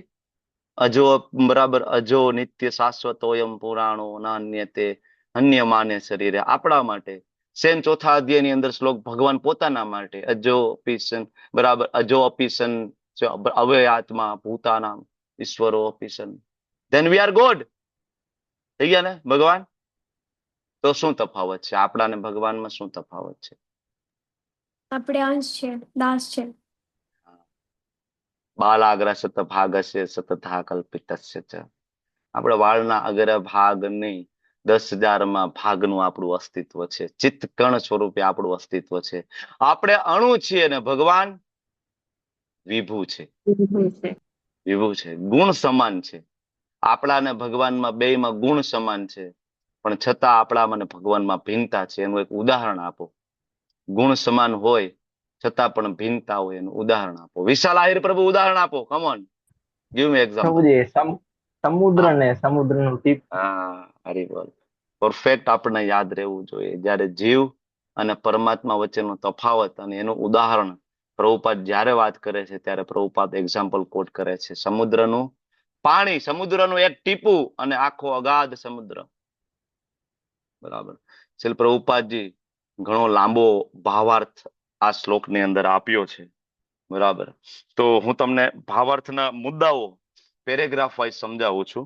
પહેલો પેરેગ્રાફ 98 પેજ ઉપર જે છે એ પેરેગ્રાફની અંદર પ્રભુપાદ સમજાવે છે કે આત્મામાં કોઈ પરિવર્તન આવતું નથી. શરીરમાં 6 પરિવર્તન આવે છે. પેલું જન્મે છે, થોડો વખત રહે છે, વૃદ્ધિ પામે છે, થોડીક આડ પેદાશો ઉત્પન્ન થાય છે, ક્ષીણ થાય છે, અને છેલ્લે અદ્રશ્ય થઈ જાય છે, એટલે કે નાશ થાય છે, મૃત્યુ પામે છે. આ 6 દરેકના શરીરમાં આ પરિવર્તન આવે, બ્રહ્માજીથી લઈને કીડી સુધીના. પણ આત્માની અંદર આવું કોઈ પરિવર્તન જોવા મળતું નથી. બરાબર. તો આખો જે પેરેગ્રાફ એ આને ડેડિકેટેડ છે કે આત્મામાં કોઈ પરિવર્તન નથી. તો આત્મા અસ્તિત્વમાં ક્યારે આવ્યો? પ્રભુપાદ બહુ ક્લિયરલી ત્યાં કહે છે કે આત્માનું અસ્તિત્વમાં આવવા વિશેનો ઇતિહાસમાં કોઈ ઉલ્લેખ નથી. એવી કોઈ બર્થ ડેટ કે એવી કોઈ તારીખ જોવા નથી મળતી કે આત્મા ક્યારે અસ્તિત્વમાં આવ્યો. આ પ્રશ્નનો જવાબ નથી, ક્યાંય નથી. બરાબર. તમને એવો પ્રશ્ન થાય કે હું આત્મા તરીકે હું ક્યારે આવ્યો, કે મેં ક્યારે જન્મ લીધો? બરાબર. એનું કોઈ આન્સર નથી. ઇતિહાસની અંદર કોઈ આવી ડેટ નથી. એક જ વસ્તુ છે, જવાબ એક જગ્યાએ મળે 15મા અધ્યાયમાં. મમે વાંશો જીવ લોકે જીવ ભૂત સનાતન. જેમ ભગવાન સનાતન છે, ભગવાનના જન્મ વિશેની કોઈ ડેટ શાસ્ત્રમાં નથી આપી, ક્યાંય વેદમાં નથી, ઉપનિષદમાં નથી, પુરાણમાં નથી કે ભગવાન અસ્તિત્વમાં ક્યારે આવ્યા. બરાબર. તો આવો કોઈ ઇતિહાસ ક્યાંય પ્રાપ્ત થશે જ નહીં, નેવર. બરાબર. એવી રીતના આત્મા અસ્તિત્વમાં ક્યારે આવી, આવો કોઈ ઇતિહાસ ક્યારે પ્રાપ્ત નહીં થાય, નેવર. ગમે એટલું રિસર્ચ કરશું મળશે નહીં. એટલે પ્રભુપાદ અહીંયા એ વસ્તુ સમજાવે છે. ઓકે, સેમ સામે 99 પેજ ઉપર પ્રભુપાદ કઠોપનિષદમાંથી એવો શ્લોક લઈ આવે છે. જો ન જાયતે મ્રિયતે વા વિપસ્વિન નાયમ કુતસ્વિન ન બભૂવ કશ્ચિત અજો નિત્ય શાશ્વતોયમ પુરાણો ન હન્યતે હન્ય માને શરીરે. આપણા માટે બરાબર પ્રભુપાદે કેટલું રિસર્ચ કર્યું હશે. તમે જો આવો ને આવો શ્લોક પ્રભુપાદ છે કઠોપનિષદમાંથી ત્યાં મૂક્યો, બરાબર, આ શ્લોકને પુષ્ટિ આપવા માટે. બરાબર. સામે તમે જોશો કે આત્મા જ્ઞાનથી ભરપૂર છે એ વાળો જે પેરેગ્રાફ છે એમાં આત્માની ઉપસ્થિતિનું પ્રમાણ શું? ચેતના. ફરીથી. બરાબર. પણ આ ચેતના નીચલા લેવલના કોઈ જીવ હોય એમાં કદાચ ઓછું જોવા મળે. એટલે પ્રભુપાદ ત્યાં વાદળનું ઉદાહરણ આપે છે કે જેવી રીતના વાદળ હોય એના કારણે સૂર્યપ્રકાશ, ઘણીવાર સૂર્ય દેખાય નહીં. દેખાય? ચોમાસામાં ઘણીવાર એવું થાય કે વાદળછાયું વાતાવરણ, સૂર્ય ના દેખાય, પણ છતાંય તમે પ્રકાશ ઉપરથી તમને ખબર પડી જાય સૂર્ય છે ખરો પણ દેખાતો નથી. ખબર તો પડી જાય દિવસ છે, રાત નથી. સૂર્ય છે ખરો પણ વાદળાની પાછળ છુપાયેલો છે. એમ નીચલા લેવલના જે જીવો છે, બરાબર, એમાં આત્મા છે, ચેતના છે, પણ વાદળા દ્વારા ઢંકાયેલી. એ વાદળું એટલે અજ્ઞાન. અજ્ઞાન દ્વારા એની ચેતના ઢંકાયેલી છે. બરાબર. બાકી આત્માની ઉપસ્થિતિનો અનુભવ ત્યાં પણ કરી શકાય. શું કામ આ અહીંયા લખ્યું છે ખબર છે? પ્રભુપાદ એટલા માટે લખે છે કે હિન્દુ સિવાય ક્રિશ્ચિયન અને ઇવન ઇસ્લામ, આ બે જગ્યાએ ઘણા બધા લોકોએ એવું સમજાવ્યું કે આત્મા ખાલી પુરુષોમાં જ હોય. ઇસ્લામ એવું માને છે કે ઇવન આત્મા સ્ત્રીઓમાં ન હોય. ક્રિશ્ચન એવું માને છે કે આત્મા સ્ત્રીઓમાં ના હોય. ક્રિશ્ચન એવું ઇવન માને છે કે આત્મા ખાલી પુરુષોમાં હોય, બીજા કોઈ પણ જીવોમાં આત્મા ના હોય. એટલે તમે કુકડા ખાઈ લો, કરચલા ખાઈ જાઓ, બરાબર, એમાં આત્મા ન હોય. બરાબર. આપણને સાંભળીને હસવું આવે પણ એની ફિલોસોફી આટલા લેવલની છે. એવું માને ખાલી પુરુષમાં આત્મા, સ્ત્રીમાં આત્મા ન હોય. તો કે સ્ત્રી શેના માટે છે? તો કે સ્ત્રી ખાલી ભોગનું ઇન્સ્ટ્રુમેન્ટ છે, સાધન, નથિંગ એલ્સ. બરાબર. ઇટ્સ લાઈક એ ટોય, રમકડું. બરાબર ને? એ લોકો આવું માને છે. પ્રભુપાદ એટલા માટે સમજાવે છે કે એવું બની શકે કે કોઈની જે ચેતના, બરાબર, વાદળથી ઢંકાયેલી હોય, બરાબર, પણ છતાંય જેવી રીતના દિવસે પ્રકાશ ઉપરથી તમે અનુમાન કરી શકો કે સૂર્યનારાયણ ભગવાન પ્રગટ થઈ ગયા છે, રાત નથી, એવી રીતના એ વ્યક્તિના ચેતના, અમુક ચેતના હોય એના ઉપરથી તમને ખબર પડી જવી જોઈએ કે એની અંદર આત્મા છે. જરૂરી નથી કે એને વેદો ઉપનિષદોનું જ્ઞાન હોય, બરાબર, પણ છતાંય હાલન ચલન કર્યા ઉપરથી ખબર પડી જવી જોઈએ કે એમાં આત્મા છે. વિચાર કરો, આત્મા વગર નહીતર કેવી રીતના કરચલો હાલી શકે, ચાલી શકે, કૂતરું હાલી શકે, ચાલી શકે, બરાબર, કુકડો બોલી શકે. આત્મા વગર કેવી રીતના એ વસ્તુ પોસિબલ બને? તો અમુક લોકો આ સમજી નથી શકતા. બરાબર. અને પછી શ્રી પ્રભુપાદજી આત્માના બે પ્રકાર વિશેની વાત કરે છે ત્યાં, અણુ અને વિભુ. એ સેમ વસ્તુ પ્રભુપાદે કઠોપનિષદમાંથી લઈને આપણને સમજાવી, જે આપણે ગઈકાલે પણ વાત કરતા હતા. બરાબર. તો અહીંયા આત્માના ગુણો વિશે વાત થઈ. કયા કયા ગુણ છે? એનો કોઈ જન્મ નથી, એનું કોઈ મૃત્યુ નથી, અજન્મા છે, નિત્ય છે, શાશ્વત છે, સનાતન છે. આત્મા કેવી છે? પુરાણ છે. તમને મને કોઈ પ્રશ્ન પૂછે કે ભાઈ તમારી બર્થ ડેટ શું? આપણે હોશે હોશે બર્થ ડેટ કહેતા હોય કે ભાઈ મારી ફલાણી આ દિવસ ને આ મહિનો ને આ વર્ષ. ખરેખર તમારો મારો કોઈ બર્થડે છે નહીં, કારણ કે અહીંયા લખ્યું છે પુરાણો. આપણે તો પુરાણ છીએ. બરાબર. તમે એવું કહી શકો કે ભાઈ આ શરીરમાં હું આ તારીખથી રહું છું, આ શરીરની અંદર. એનો મતલબ એવું નથી કે હું આ શરીરમાં છું એની પહેલા નહોતો, કારણ કે અહીં લખ્યું છે કે મારો કોઈ જન્મ નથી. ન જાય તે, હું ક્યારે મરવાનો નથી. ન મ્રિય તે વા કદાચિન નાયમ ભૂતવા, હું ભવિષ્યમાં જન્મ નહીં લઉં. ભવિતા, બરાબર, ભૂતવા એટલે ભૂતકાળમાં મેં જન્મ નથી લીધો. ભવિતા અત્યારે પણ ન ભૂયઃ ભવિષ્યમાં પણ હું કોઈ દી જન્મ લેવાનો. શું કામ જન્મ નથી લેવાનો? મારો જન્મ થઈ જ ન શકે, કારણ કે હું કેવો છું? અજન્મ. તમે ને હું બે આપણે અજન્મા છીએ. જયારે વસ્તુ આપણને ખરેખર હૃદયમાં ઉતરી જાય ને તો આ જગતના ડર બધા જતા રહે ને. મારો કોઈ જન્મ જ નથી. બહુમાં બહુ તો શું થાય? શરીર બદલી જશે. બરાબર. ઉપર મેં કોસ્ચ્યુમ પહેર્યું છે, કોસ્ચ્યુમ ચેન્જ. એટલા માટે મહાન સંતો હોય એને કોઈ ડર ન હોય. બરાબર. એ આત્મજ્ઞાન એને થઈ ગયું હોય ને, એટલા માટે એ લોકો હિમાલયની પર્વત ચોટી ઉપર એકલા બેઠા બેઠા તપ કરતા હોય. એને કોઈનો ડર ન હોય. એને જીતી લીધું હોય, ડર ઉપર એને જીત પ્રાપ્ત કરી લીધી હોય. એ એકલા જંગલમાં રખડતા હોય, એને કઈ ફરક ના પડે. શું કામ ફરક ના પડે? બહુમાં બહુ તો શું થાય? સિંહ આવીને ખાઈ જશે. અચ્છા, ખાઈ જાય તો શું થાય? બીજું શરીર મળશે. સિમ્પલ. હું થોડો મરવાનો છું. બરાબર ને? એટલા માટે એ લોકો ડર ઉપર જીત પ્રાપ્ત કરી લે. બરાબર. અહીંયા શ્રી પ્રભુપાદજી આત્માના 6 વિકારોથી પર હોવાની વાત કરે છે. કયા 6 વિકારો? 6 પરિવર્તનો. બરાબર. 6 પરિવર્તન કયા છે? જન્મ લેવો, વૃદ્ધિ થવી, ટકી રહેવું, આડ પેદાશ ઉત્પન્ન થવી એટલે કે સંતાનો, ક્ષીણ થવું અને મૃત્યુ થવું. પણ આત્માને આની સાથે કોઈ લેવા દેવા નથી. હવે આ વસ્તુ જયારે આપણને ખબર પડે તો પછી આપણે વૃદ્ધ થાય. આપણી એક જ મિનિટ, એક કોલ મારે પિક કરવો પડશે. Just a minute.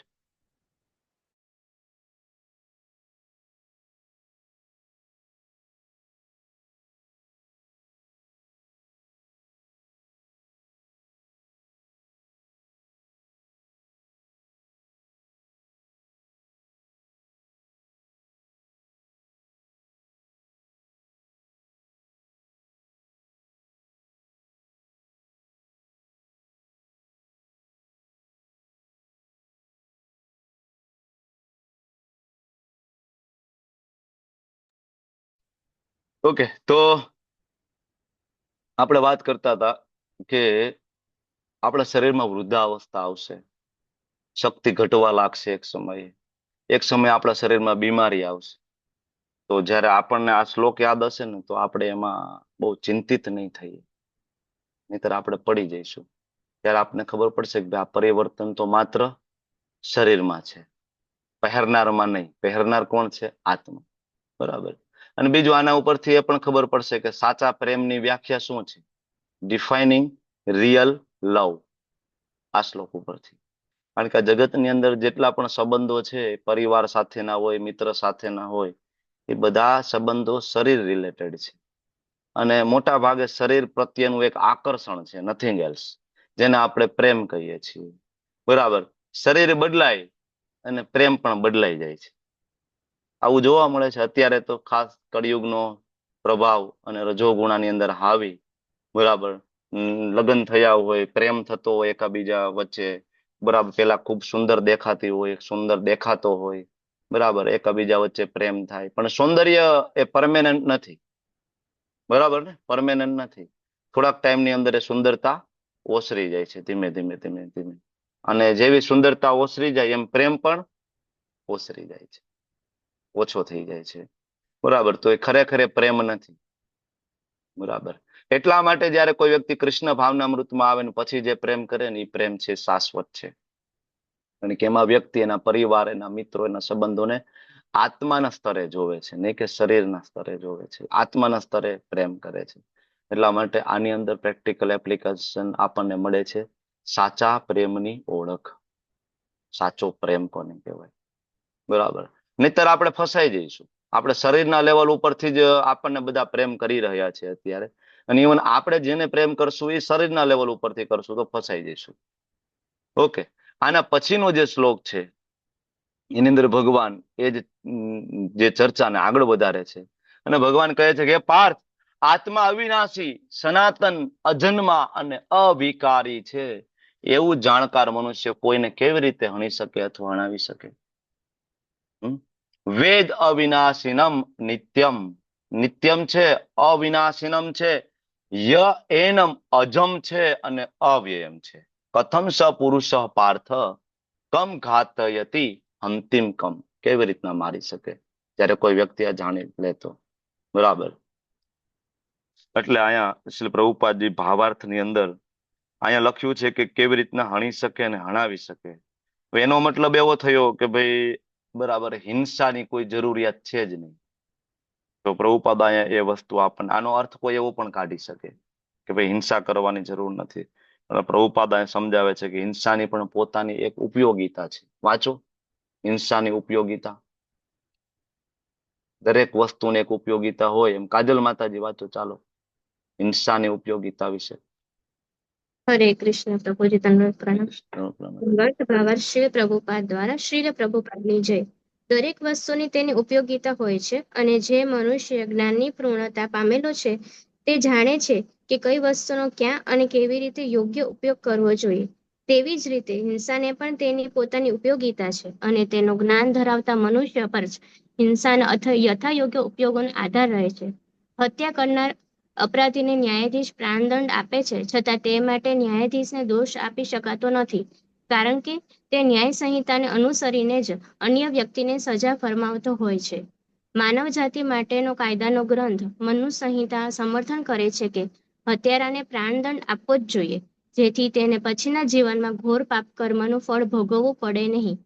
તેથી રાજા ખૂનીને ફાંસીની સજા કરે તે વાસ્તવમાં હિતાવહ હોય છે. તે જ પ્રમાણે કૃષ્ણ જ્યારે યુદ્ધ કરવાનો આદેશ આપે છે ત્યારે આપણે એ જાણવું જોઈએ કે આ હિંસા સર્વોપરી ન્યાય માટે છે અને અર્જુને કૃષ્ણ માટે કરેલા યુદ્ધમાં થયેલી હિંસા મુદ્દલે હિંસા નથી એમ જાણીને કૃષ્ણના આદેશનું પાલન કરવું જોઈએ, કારણ કે મનુષ્ય અથવા બીજા શબ્દોમાં આત્માને હણી શકાતો નથી. તેથી ન્યાય માટે કહેવાતી હિંસાને અનુમતિ પ્રાપ્ત થયેલી છે. શસ્ત્રક્રિયાનો આશય રોગીને મારવાનો નહીં પણ તેને રોગમુક્ત કરવાનો હોય છે.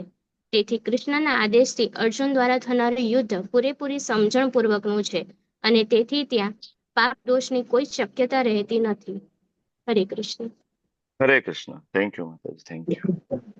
ઓકે, તો અહીંયા પણ આત્માના ગુણો આપ્યા છે. અવિનાશી, સનાતન, અજન્મા, અવિકારી. બરાબર. અને અહીંયા પ્રભુપાદ તાત્પર્યની અંદર હિંસાની ઉપયોગિતા વિશે વાત કરે છે. તમને બધાને યાદ હશે ચેપ્ટર 1 માં આપણે આના ઉપર ચર્ચા કરી ચૂક્યા છીએ. ચેપ્ટર 1 માં એક આપણે એક્સરસાઇઝ લીધી હતી કે હિંસાની પણ ઉપયોગિતા છે. 2 ગ્રુપ આપણે બનાવ્યા હતા. એક ગ્રુપની અંદર બરાબર હિંસાને સપોર્ટ, એક ગ્રુપને હિંસાને વિરોધ. આ બધા આપણી ચર્ચાઓ ત્યાં કરી ચૂક્યા છીએ. પ્રભુપાદ અહીંયા 2 ઉદાહરણ લઈને સમજાવે છે. એક તો ન્યાયાધીશનું અને બીજું એક સર્જનનું. બરાબર. ન્યાયાધીશ પણ જેને બરાબર હત્યા કરી હોય 302 બરાબર કલમ હવે તો બદલી ગઈ છે BNS પ્રમાણે બરાબર, તો એને ફાંસીની સજાની જોગવાઈ છે કાયદામાં. બરાબર. બીજું સર્જનનું ઉદાહરણ આપ્યું છે. તમે હોસ્પિટલે જાઓ તો સર્જન પણ તમારા ઉપર હિંસા કરે ને, બરાબર, છરી લઈને કાપો મૂકે. બરાબર. એક આતંકવાદીની પેટમાં છરી મારી દેવી અને એક ડોક્ટરની પેટમાં છરી મારી દેવી, બે એક વસ્તુ કે બે જુદી જુદી વસ્તુ છે ને. આતંકવાદી પેટમાં છરી મારી દે વિધર્મી, શેના માટે? મારી નાખવા માટે. ડોક્ટરે પેટમાં છરી મારી દે, બરાબર, પણ એ શેના માટે? બચાવવા માટે. સેમ વે એટલે હિંસાની એક ઉપયોગિતા છે. દરેક વસ્તુની એક ઉપયોગિતા છે જો એનો ઉપયોગ કરતા આવડે. તમે વિચાર કરો કે આપણે એમ કહીએ કે નહીં હવે અહિંસા પરમો ધર્મ.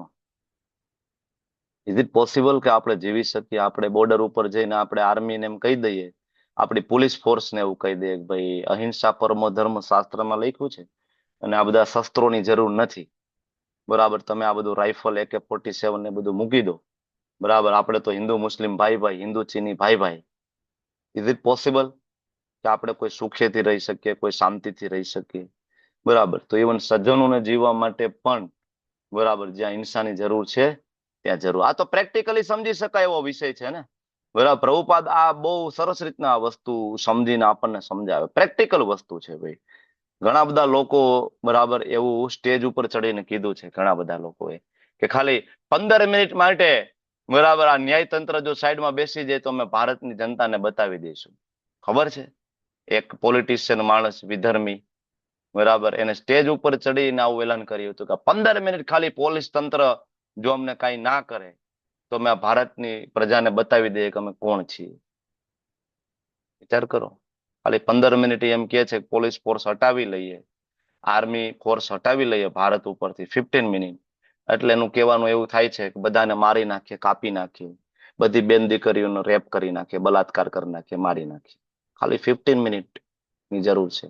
લોકોનો વિચાર કરો કેટલી માનસિક એની વિચારસરણી બરાબર હશે ખરાબ, તો એના માટે હિંસાની જરૂર નહીં પડે આવા લોકોને રોકવા માટે, બરાબર.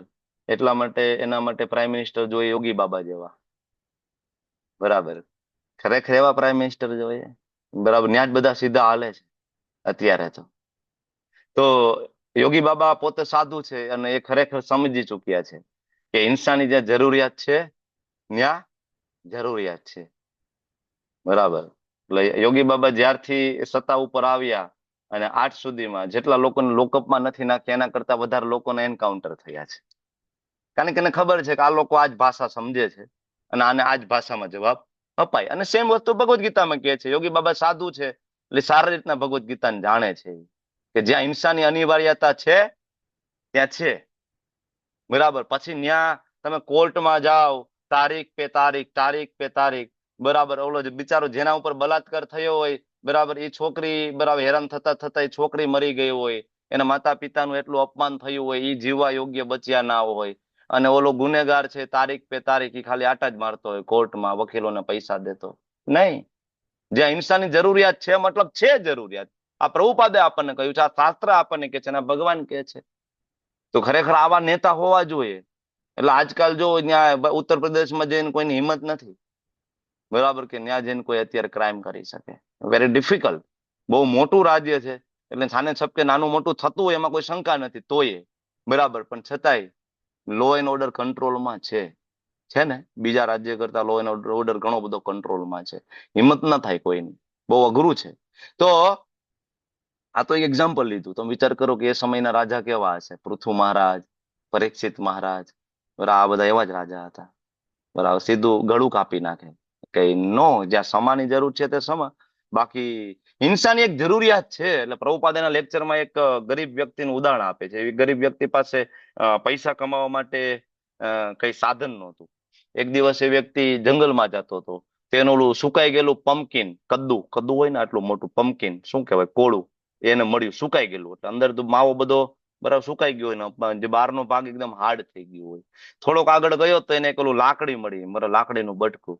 તો એ કદ્દુ અને લાકડીનું બટકું બે જોડી દીધું, બરાબર. ત્યાંથી વળી થોડોક આગળ ગયો તો એને દોરો મળ્યો, વાયર ટાઈપનો દોરો, તેમાં એને જોડી દીધો. તો એમાં શું બની ગયું, બધું કોમ્બિનેશન થી એક વગાડવાનું ઇન્સ્ટ્રુમેન્ટ બની જાય. કદ્દુ, લાકડી અને એમાં દોરો ફિટ કરી દે, એક પ્રકારનું ઇન્સ્ટ્રુમેન્ટ બની જાય. પછી એ વ્યક્તિ વગાડે એમાંથી પૈસા કમાતો હતો. તો ડિપેન્ડ કરે ને કે કઈ વસ્તુનો તમે કેવી રીતના ઉપયોગ કરો છો. તો વ્યક્તિ ઉપર આધારિત વસ્તુ છે. એટલે હિંસાની પણ પોતાની ઉપયોગિતા છે. બૌદ્ધ ધર્મમાં તમે જોવો તો હિંસા પરમો ધર્મ એવી રીતના કહેવાય, બરાબર. ભગવાન બુદ્ધ આવ્યા અને શું આપ્યું, બરાબર, કે ભાઈ, બરાબર, કે અહિંસા પરમો ધર્મ, સોરી હિંસા નહીં, અહિંસા પરમો ધર્મ એમ કીધું, બરાબર, બૌદ્ધ ધર્મ. તો ખરેખર જે બૌદ્ધ અંગીકાર કરે છે એ પાછા નોનવેજ ખાતા હોય. એટલે કેટલા બધા આપણા હરિજન દલિત લોકો છે એને ખબર નથી. એ લોકો એમ કે ભાઈ અમે બુદ્ધમાં માનીએ છીએ, બુદ્ધમાં માને તો પાછા પોતે નોનવેજ ખાતા હોય.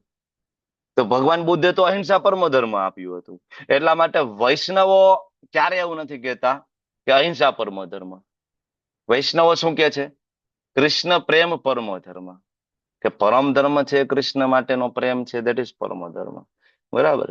એટલા માટે એવું નથી, કૃષ્ણ આગળ આવશે ત્યારે કૃષ્ણ કહેશે કે અહિંસા એક સારો ગુણ છે, પણ અહિંસા પરમ ધર્મ નથી. સવે પુંસા પરો ધર્મ યતોર ભક્તિ અધોક્ષ. ભાગવતમ પરો ધર્મ અહિંસાને નથી કહેતી. ભગવદ્ ગીતા, ભાગવતમ અહિંસાને પરો ધર્મ નહીં. પરો એટલે પરમ, મને પરમ ધર્મ છે યતોર ભક્તિ અધોક્ષ, ભગવાનની ભક્તિ. કૃષ્ણ પ્રેમ પરમો ધર્મ. એકચ્યુઅલી એટલા માટે આપણે વૈષ્ણવો છે કૃષ્ણ પ્રેમને ઉપર રાખીએ છીએ, બરાબર. તો જ્યાં હિંસાની જરૂર પડે ત્યાં જરૂર છે. માતા પિતા ક્યારેક બાળકને દંડ આપે છે ને, બરાબર. તમે પણ ઘણા બધા માતા પિતા છો, તમે પણ તમારા દીકરી દીકરાને ક્યારેક કાન ખેંચતા હશો ને, નાના હોય ત્યારે ક્યારેક એકાદ લાફો મારવાની જરૂર પડે તો મારીએ ને, બરાબર, જરૂર છે તો કરીએ છીએ. આર્મી, પોલીસ, ડોક્ટર, જ્યાં જરૂર પડે ત્યાં હિંસાની જરૂર છે, બરાબર. જ્યાં હિંસા અનુચિત છે ત્યાં અનુચિત છે, બરાબર. જ્યાં ઉચિત છે ત્યાં. તો હવે કેમ ખબર પડશે કે હિંસા ક્યાં ઉચિત છે ને ક્યાં અનુચિત છે? બસ એના માટે ધર્મશાસ્ત્ર છે, એના માટે ભગવદ્ ગીતા છે, એના માટે મનુસ્મૃતિ છે, બરાબર. અહીં તો ભગવાન જ અર્જુનને કહે છે તો કોઈ ચિંતાનો પ્રશ્ન નથી ને, ધર્મ તો સાક્ષાત ભગવત પ્રણિધાન. એટલે આ જે શ્લોક આપણને શીખડાવે છે 21મો, કે હિંસા પાછળના ઉદ્દેશ્યની આપણને સમજ હોવી જોઈએ. Understanding the motive behind violence. બરાબર. તો આના ઉપરથી પ્રેક્ટિકલી આપણને ખબર પડે કે આપણા જીવનમાં પણ ઘણી વખત એવા કોઈ કડક પગલા આપણે લેવા પડે, તો હંમેશા એનો ઉદ્દેશ્ય આપણે તપાસવો જોઈએ કે એ આપણા સ્વાર્થ માટે છે તો પાપ છે, અને જો ધર્મ કે સત્યના રક્ષણ માટે હોય, ભગવાન માટે હોય, તો એ ઇન્સાન નથી, પણ એ ખરેખર કરુણા છે. તો જીવનમાં ઘણીવાર આવા કડક બરાબર નિર્ણયો લેવા પડે. બરાબર. તો અહીંયા આપણને હિંસા પાછળના જે ઉદ્દેશ્યની સમજ આપવામાં આવી છે. બરાબર. અને મૃત્યુને જોવાનો દ્રષ્ટિકોણ આપણને આ શ્લોકમાં જોવા મળે. Perspective on death. જ્યારે આપણે વસ્તુ સમજી જાય કે આત્માને કોઈ મારી શકતું નથી, બરાબર, અને આપણને જનરલી એવું હોય કે ભાઈ મૃત્યુ એટલે અંત, તો આપણે એ વસ્તુ જોવાનું બંધ કરી દઈએ કે મૃત્યુ એ અંત નથી. એટલા માટે કોઈ પ્રિયજનનું અવસાન થઈ જાય ત્યારે આ જ્ઞાન આપણને હિંમત આપે છે. બરાબર. આપણા વડીલો, આપણા જીવન સાથી, આપણા બાળકો, માતા પિતા એક દિવસ તો જવાના છે, આગળ પાછળ જવાના છે આપણે બધા, પણ ત્યારે આ જ્ઞાન હશે, આત્મજ્ઞાન, તો આપણને ઘણી બધી હિંમત રહેશે. આપણે પડી ભાંગીશું નહીં. અને આ મુદ્દો બહુ સેન્સિટિવ છે સમજવું, એટલા માટે આગળના શ્લોકની અંદર ભગવાન ઉદાહરણ લઈને આવ્યા. વાંસાંસી જીર્ણાની યથા વિહાય નવા નિગ્રહણાતિ નરોપરાણી તથા શરીરાણી વિહાય જીર્ણાની અન્યાની સંયાતિ નવાની દેહી. ભગવાન ઉદાહરણ લઈને આવ્યા. સમજવું બહુ મુશ્કેલ છે, એટલે ભગવાને ઉદાહરણ આપ્યું કે જૂના વસ્ત્રો તેજીને નવા વસ્ત્ર ધારણ કરીએ, બસ એવી જ રીતના આત્મા છે, વૃદ્ધ અને નકામા શરીરને ત્યાગી દે છે, નવું શરીર ધારણ કરે છે. બરાબર. શ્રી પ્રભુપાદજી ભાવાર્થને પહેલા પેરેગ્રાફમાં સમજાવે છે કે વૈજ્ઞાનિકો આત્માના અસ્તિત્વ વિશે શું વિચારે છે. શુદ્ધ પદ્મા માતાજી બોલો ને. હરે કૃષ્ણ પ્રભુજી, દંડવત પ્રણામ. આપણે કોલિંગ સેવા માટેનું કહેવાનું હતું તો આનંદ પ્રદા માતાજી હમણાં આવીને એક લિસ્ટ લઈ ગયા છે. લગભગ તમે હતા ત્યારે? ના, હું થોડી લેટ જોઈ. થોડા લેટ ઓકે. આનંદ પ્રદા માતાજી હમણાં આવ્યા હતા અને બધાના એડ્રેસ કરાવીને જ્યાંમાંથી બાકી હતા ને એ લોકોના નામ લઈ ગયા છે. અને ફોર્મ ભરવાનું છે પ્રભુજી, એ ગ્રુપમાં આજે હું મૂકી દઈશ. હા હા, તમે બધા એક સેવા માટેનું ફોર્મ છે નાનું, એવું ભરી દેજો. ઓકે ઓકે માતાજી, થેન્ક યુ. ચાલો વાંચો, ભાવાર્થ વાંચો, પ્રભુપાદ શું કે છે. કમોન, 101 ઉપર. ગીતા માતાજી વાંચો. ચાલો, ગીતા માતાજીનો એડ્રેસ છે. Come on fast. હરે કૃષ્ણ પ્રભુજી. હરે ભાવાર્થભાઈ શીલા પ્રભુપાદની જય. વ્યક્તિગત અણુ આત્મા દ્વારા દેહાંતર કરવું એ તો સ્વીકૃત સત્ય છે. આધુનિક વૈજ્ઞાનિકો આત્માના અસ્તિત્વમાં વિશ્વાસ કરતા નથી, પણ તે સાથે હૃદયમાંની શક્તિમાં ઉદ્ભવ સ્થાન વિશે ખુલાસો પણ કરી શકતા નથી. એ વૈજ્ઞાનિકોને પણ શરીરના બાલ્યાવસ્થાથી કુમાર અવસ્થાથી યુવા અવસ્થા અને પછી વૃદ્ધાવસ્થા તથા રહેતા નિરંતર પરિવર્તનો સ્વીકાર કરવો પડે છે. વૃદ્ધાવસ્થા પછી આ પરિવર્તન આત્માને બીજા શરીરમાં લઈ જાય છે. આની સ્પષ્ટતા પૂર્વેના શ્લોક 2.13 થયેલી છે. વ્યક્તિગત હરે કૃષ્ણ. Thank you. અહીંયા પ્રભુપાદ આપણને સમજાવે છે, ગઈકાલે આપણે વાત કરી હતી એમ, જેમ મેડિકલ સાયન્સની અંદર આજ સુધી એ વસ્તુની ખબર નથી પડી કે ભાઈ હૃદય કેવી રીતના ધબકે છે, હૃદયને ધબકવા માટેની શક્તિ ક્યાંથી મળે. ગઈકાલે મેં વાત કરી હતી મેડિકલ ભાષામાં, તમને કોઈને યાદ હોય તો. બરાબર. હૃદયને જ્યાંથી શક્તિ મળે, વૈજ્ઞાનિકો મેડિકલ સાયન્સ એસે નોડ અને એવી નોડ બરાબર એને નામ આપ્યું છે. બરાબર. સાઇનો એટ્રિયલ અને એટ્રિયો વેન્ટ્રિક્યુલર નોડ. બરાબર, કે ભાઈ ત્યાંથી બરાબર આવે છે એનર્જી. પણ ઉત્પન્ન ક્યાંથી થાય છે એ આજ સુધી વૈજ્ઞાનિકો શોધી નથી શક્યા. એટલે પ્રભુપાદ કહે છે કે હૃદયમાંની શક્તિના ઉદ્ભવ સ્થાન વિશે ખુલાસો ના કરી શક્યા. અને ઇવન જે વૈજ્ઞાનિકો એવું માને છે કે આત્મામાં અમે બિલીવ કરતા નથી, એ જ વૈજ્ઞાનિક બાળપણમાંથી કુમારાવસ્થામાં, કુમારાવસ્થામાંથી છેલ્લે યુવા અને યુવામાંથી વૃદ્ધામાં આવે છે. તો વૈજ્ઞાનિક એમ જ કહે છે કે આ હું છું. હું છું એ કોણ ભાઈ? તારું શરીર તો એ નથી, શરીર તો બદલાઈ ગયું. તો એ સમજી નથી શકતા કે હું એટલે આત્મા. બરાબર. અને ઇવન એ વૈજ્ઞાનિકોને મૃત્યુ પામવું પડે છે, એ મૃત્યુને પણ એ રોકી શકતા નથી. તો એ સમજી નથી શકતા કે જન્મ અને મૃત્યુ શું છે. બરાબર. ગોડ ડઝ નોટ એક્ઝિસ્ટ, એ લોકોનું કેવું. બરાબર. તો આવા ઘણા બધા વૈજ્ઞાનિકો છે, નાસ્તિક વૈજ્ઞાનિકો, એવું માનતા હોય કે ભગવાનનું કોઈ અસ્તિત્વ નથી, છતાં એને ખબર નથી કે ભગવાનના જ શાસનની નીચે છે. ઘણા બધા લોકો એવું માનતા હોય કે નહીં, હું ભારત સરકારમાં નથી માનતો, પણ એને ખબર નથી કે ભારતમાં રહીએ છે તો ભારત સરકારની અંડરમાં જ છે. એ તો સરકારની એના ઉપર રહેમદિલી છે. બરાબર. નહીતર ઓન ધ સ્પોટ કાયદો લગાડીને જેલમાં નાખવામાં આવે. કોઈ એમ કે હું ભારત સરકારમાં નથી માનતો ને ભારતમાં રહેતો હોય તો સરકારની એના ઉપર રહેમદિલી છે. ઇટ્સ ઓકે ભાઈ, ચાલો ને, બાળક છે ને, દાવા દો ને ભાઈ. બરાબર. બાકી ઓન ધ સ્પોટ એને બરાબર એરેસ્ટ કરવામાં આવે. બરાબર. ભગવાનની અંડરમાં જ રહેવું પડે. એમ ભારતમાં રહેતા હોય તો ભારત સરકારની અંડરમાં તમે હો. તમારા હા પાડવા ના પાડવાથી ફરક નથી પડતો. તમારું પ્લેન અમેરિકામાં લેન્ડ થયું, મતલબ અમેરિકાના કાયદા તમારા ઉપર ફોર્સફુલી બરાબર એપ્લાય કરવામાં આવે છે. તમે એમ કે હું અમેરિકાનો કાયદાને માનતો નથી, એનાથી કોઈ ફેર નથી પડતો. તમે ત્યાં જઈને ક્રાઇમ કરો એટલે અમેરિકાના કાયદા પ્રમાણે તમને જેલમાં નાખવામાં આવશે. સેમ વે તમે એમ કહો હું ભગવાનને નથી માનતો એટલે શું? ભગવાનની કૃપા છે કે તમે એમ કહો નથી માનતો તોય તમને ઓક્સિજન આપે છે, પાણી આપે છે, ખાવા પીવાનું આપે છે, ફ્રૂટ્સ આપે છે. તમારા ઉપર કૃપા છે ભગવાનની.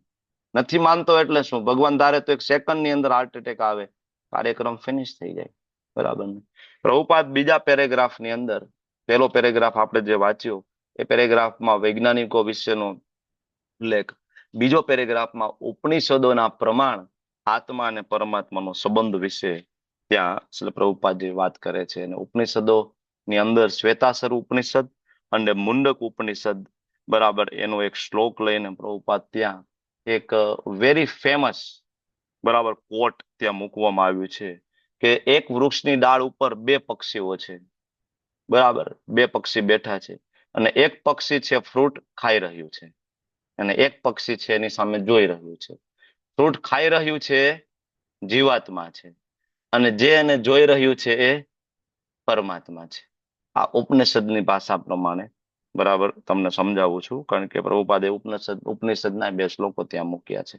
અને આના જ અનુસંધાને શ્રી પ્રભુપાદજી છેલ્લા પેરેગ્રાફની અંદર સમજાવે છે કે ભાઈ ભીષ્મ અને દ્રોણ છે ને એના દેહાંતરનો શોક કરવાની જરૂર નથી. બરાબર.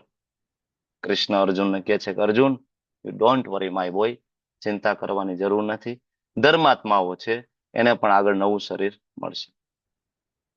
અર્જુન કહે છે કે આ ખોટું છે ભગવાન, આ ખોટું છે. તમે કહો છો મારે સહન કરવું પડશે બધું, પણ છતાંય મને ખોટું લાગે છે. એટલે ભગવાન કહે છે અરે ભાઈ આમાં ખોટું શું છે?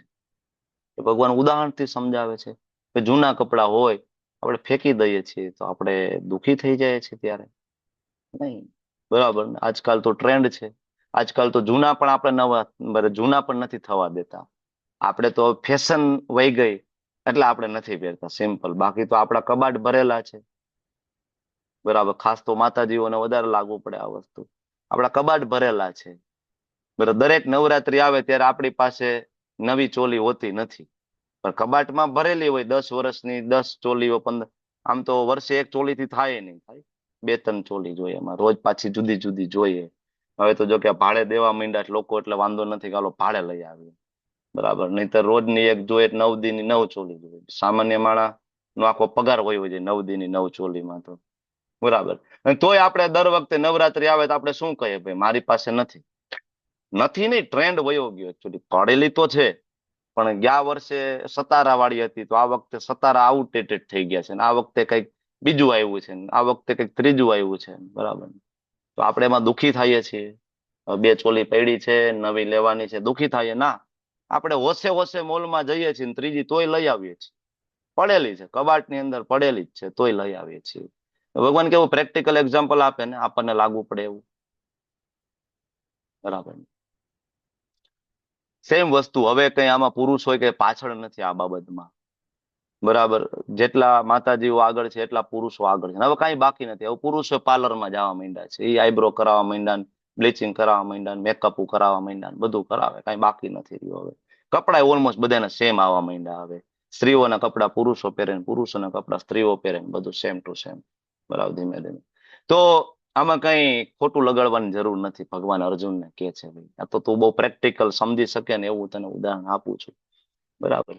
હવે ભગવાન અર્જુનને એમ કે છે કે ભીષ્મ અને દ્રોણ તો વૃદ્ધ થઈ ગયા છે, નવું શરીર મળશે. પણ તમને બધાને મારો પ્રશ્ન એ છે કે ભીષ્મ દ્રોણ વૃદ્ધ થયા છે, એના સિવાયના ઘણા બધા એવા છે કે જે હજી યુવાન છે, એનું શું કરવાનું? મરી તો એ જવાના છે. તો આપણે એમ કહીએ કે ભાઈ શરીર છે જૂનું થઈ ગયું, બરાબર, વસ્ત્રો જૂના થઈ ગયા તો ત્યાગીને નવા વસ્ત્રો પહેરવાના. પણ હજી નવા જ વસ્ત્રો છે કોઈના, તો હજી કોઈનું યુવાન શરીર છે, મરી તો ઈ જવાના છે. એના માટે તમે શું કહેશો હરિપ્રિયા માતાજી? બોલો હરિપ્રિયા માતાજી. હા, હરે કૃષ્ણ પ્રભુજી. ભલે એ યુવાનીમાં મૃત્યુ પામશે પણ એને આ મૃત્યુ પછી બીજું શરીર તો મળવાનું જ છે ને. એટલે કે ઓકે. એનો આત્મા થશે એને. નહીં, ભગવાન એમ કે છે કે જૂના વસ્ત્રો ત્યજીને નવા વસ્ત્રો ધારણ કરવા. પણ અહીંયા એક કાઉન્ટર ભગવાનના સ્ટેટમેન્ટને આપણે કરી શકીએ કે જૂના વસ્ત્ર એટલે જૂનું શરીર એટલે વૃદ્ધાવસ્થા. પણ વૃદ્ધાવસ્થા બધાયને છે એવું થોડું જરૂરી છે. ભીષ્મ દ્રોણને અમુક જ વૃદ્ધ છે, બધાય થોડી વૃદ્ધ છે. તો કેમ સમજીશું આપણે વૃદ્ધાવસ્થાને? એટલે નવું શરીર મળે એટલે જે ઓરિજિનલ શરીર હોય ભલે યુવાન હોય તો પણ જૂનું જ ગણાય છે એમ. ઓકે, ધાર્મી માતાજી કેમ સમજશું આપણે? એટલે આમાં એવું કહી શકાય કે ભગવાને કીધું હતું કે આજે મૃત્યુ પામશે પણ એ પછી બધા મારા ધામમાં સ્વર્ગલોક ઉચ્ચ ગતિ મળશે. ઓકે, ચાલો સુરણાંગી માતાજી કેમ સમજશું આને? બોલો બોલો, માઇક ચાલુ કરો, માઇક ચાલુ કરો. હા, હરે કૃષ્ણ. હરે કૃષ્ણ.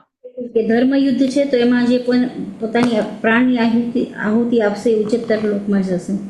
એ તો તમારા બધાના જવાબ બરાબર છે, પણ મારો એક પ્રશ્ન અલગ એંગલ ઉપર ચાલી રહ્યો છે. ભગવાને એમ કીધું કે જૂના વસ્ત્ર એટલે વૃદ્ધાવસ્થા, અને બધાને વૃદ્ધાવસ્થા છે નહીં.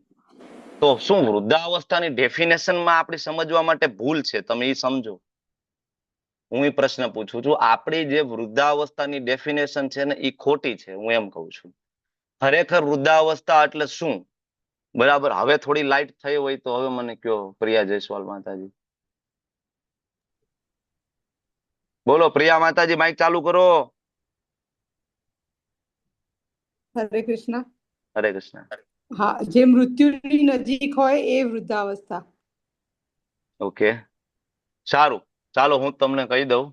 તો જ્યારે આ શરીર જૂનું થઈ જવું એટલે કે વૃદ્ધ થઈ જવું, એનો મતલબ એવો નહીં કે શરીરના 60 વર્ષ 70 વર્ષ કે 80 વર્ષ થઈ જવા.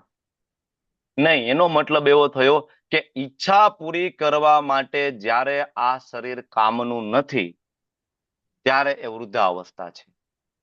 હું ફરીથી આઈ રિપીટ કે આપણી એવી ઘણી બધી ઈચ્છાઓ હોય કે જે આપણે આ શરીરમાં રહીને પૂરી કરી શકતા નથી, તો ત્યારે આપણી વૃદ્ધાવસ્થા જ છે.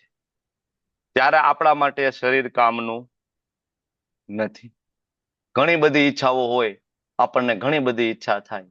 ધારો કે કોઈને બરાબર બિલ્ડિંગ ચડવાનો શોખ છે, કરોડિયાની જેમ. બરાબર, આવા ઘણા બધા લોકો જોયા છે ને બિલ્ડિંગ ચડી જતા આમ કરતા.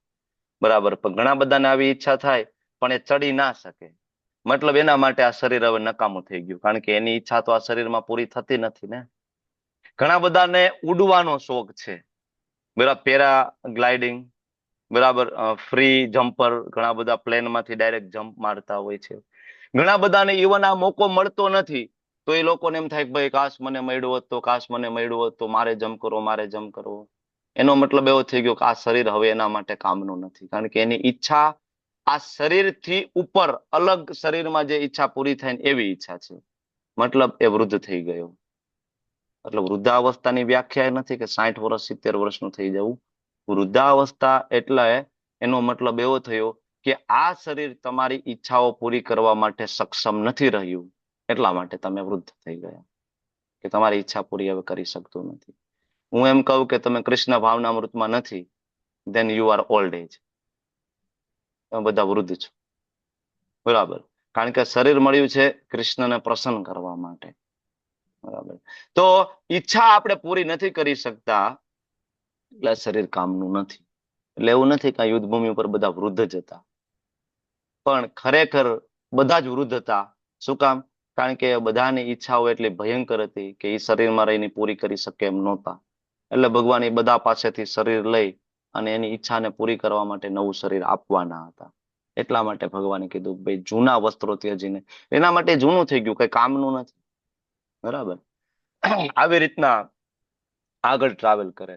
હવે આત્મા આધ્યાત્મિક છે અને ભૌતિક ઈચ્છા શું કામ કરે સતત વારંવાર? તો કે ભાઈ પ્રકૃતિના સંપર્કમાં આવવાના કારણે. આનું ઉદાહરણ આપણે ઓરિએન્ટેશનના ક્લાસમાં લીધું હતું. જેવી રીતના બલ્બ હોય એનો પ્રકાશ વ્હાઇટ કલરનો હોય, પણ એના ઉપર લાલ કલરનો કાગળિયો વીંટી દો તો લાલ કલરનો કાગળિયો વીંટી દો તો એ પ્રકાશ લાલ કલરનો થઈ જાય. એમ ઓરિજિનલ જે પ્રકાશ, જે ઓરિજિનલ આત્મા જે છે એનો પ્રકાશ એટલે કે એનું જ્ઞાન, જીવર સ્વરૂપ હોય કૃષ્ણ નિત્ય દાસ, ભગવાનનો દાસ હોવું, પણ એના ઉપર કાગળિયો વીંટાઈ જાય, સત્વગુણનો, રજોગુણનો અને તમોગુણનો. જેવો કાગળ ઉપર વીંટાઈ જાય એ મુજબનો એનો પ્રકાશ છે રિફ્લેક્ટ કરે. એટલે પ્રભુપાદ આખો ભાવાર્થ છે બરાબર એ સેન્ટરમાં રાખી બરાબર એક જ ઇન્સિડન્સ કયું તો કે 2 પક્ષી વાળું શ્વેતાસર ઉપનિષદ અને મુંડક ઉપનિષદનું ઉદાહરણ આપે છે. એમાં વૃક્ષ જે છે એ શરીર છે, 2 ચકલી જે છે એમાંથી એક ચકલી આત્મા છે ને એક ચકલી પરમાત્મા છે. જેવું તમે વૃક્ષ વાવશો એવું ફળ તમને મળશે. આંબો વાવો બરાબર તો કેરી મળે, ને બાવળ વાવો તો કાંટા મળે. આંબો વાવી અને કાંટા ન હોય, ને બાવળ વાવીને કેરીની અપેક્ષા ના રાખી શકાય. જેવું શરીર એવું ફળ, ને ફળ છે એટલે સુખ અને દુઃખ બને, સુખ ને દુઃખ. બરાબર. તો હવે એક ચકલી જે છે એ શરીરના ફળ ભોગવવામાં બીજી છે. બરાબર. ચકલી પોતાના ફળ ભોગવવામાં બીજી છે, તો એ એક ફળ ચાખે છે અને ખાટું લાગશે એટલે બીજા ફળ તરફ જશે. એ ખાટું લાગે ત્રીજા ફળ તરફ જશે. મનમાં એક વસ્તુનો ડર પણ છે અને એક આશા પણ છે. ડર એનો છે કે આગળનું ફળ પણ ખાટું નીકળશે તો, અને આશા પણ છે કે મીઠું પણ હોઈ શકે. સેમ વસ્તુ આપણે એ જ કરી રહ્યા છીએ. એક ફળ ચાખ્યું બરાબર, નથી મજા આવી, હજી ઈચ્છા પૂરી નથી થઈ, નેક્સ્ટ બીજી ડાળી ઉપર, નથી ઈચ્છા પૂરી થઈ, નેક્સ્ટ ત્રીજી ડાળી ઉપર, નથી ઈચ્છા પૂરી થઈ. કોન્સ્ટન્ટ આપણે અલગ અલગ ફ્રૂટનો ટેસ્ટ કરી રહ્યા છીએ. બરાબર. અને આ જયારે આપણે કરી રહ્યા છીએ ત્યારે બાજુમાં બેઠેલી ચકલી એટલે કે પરમાત્મા એ રાહ જુએ છે, આપણી સામે જોવે છે કે ક્યારે આ આત્મા ફળ તરફ નહીં જોતા મારી સામે જોશે, ફળ તરફ નહીં જોતા મારી સામે જોશે. બરાબર. કે આ જીવ છે સતત ફળ ભોગવવામાંથી ક્યારે નિવૃત્ત થશે, મારી સામે જોશે.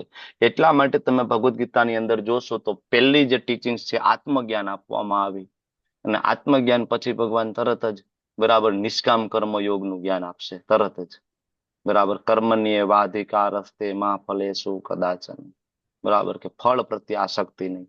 એ ફળ પ્રત્યે આસક્તિ નહીં રાખીએ ત્યારે જ આપણે કૃષ્ણ તરફ જોઈશું. બરાબર. આ શ્લોકમાંથી પ્રેક્ટિકલ ટીચિંગ શું છે? પ્રશ્ન પૂછું તમને. 22મો શ્લોક વાંસાંસી જીર્ણાની, એમાંથી શું શીખ્યા તમે પ્રેક્ટિકલી? ચાલો come on, raise your hand. ચાલો ટિક ટિક 1, ટિક ટિક 2. હા જુહી માતાજી બોલો. ચાલો. હરે કૃષ્ણ પ્રભુજી.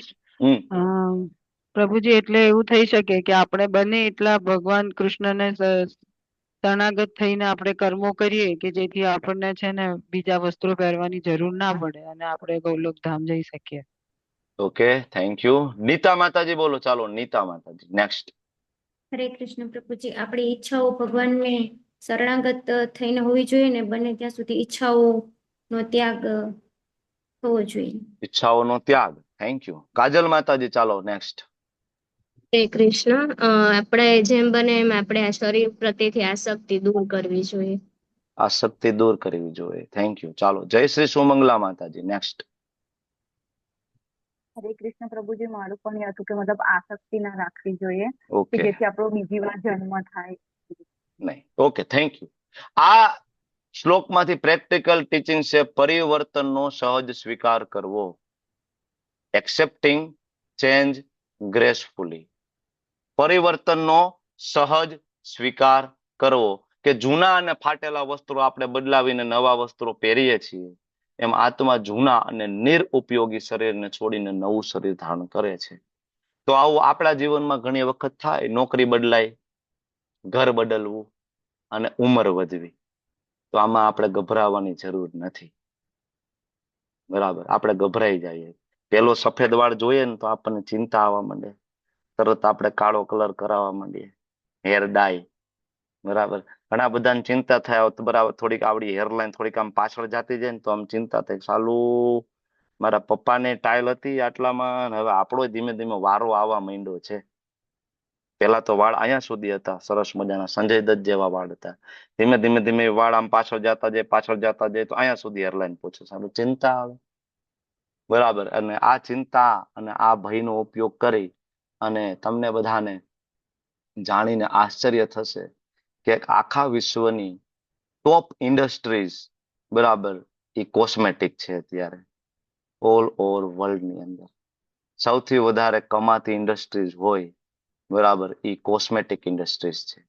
એની અંદર નાના નાના મેકઅપ થી લઈ અને બોટોક્સ સુધી અને પ્લાસ્ટિક સર્જરી ઇન્ડસ્ટ્રીઝ એની અંદર આખું આવી ગયું.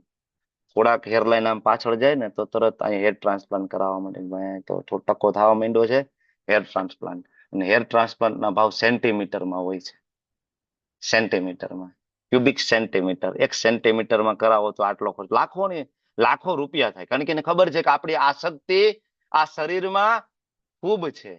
એટલે આમાં સૌથી વધારે પૈસા આપણે કમાઈ શકશું, સૌથી વધારે પૈસા કમાઈ શકીએ આપણે. બરાબર ને? પાર્લર વાળા કેટલા પૈસા કમાય અત્યારે? પાર્લર વાળા સારા સારા ડોક્ટરોને પાછળ મૂકી દે, લગ્નની સિઝન આવે ને ત્યારે એટલા પૈસા કમાય. એટલા મોટા મોટા પેકેજ હોય, 30-40 હજાર, 50-50 હજાર રૂપિયાના બ્રાઇડલ પેકેજ હોય.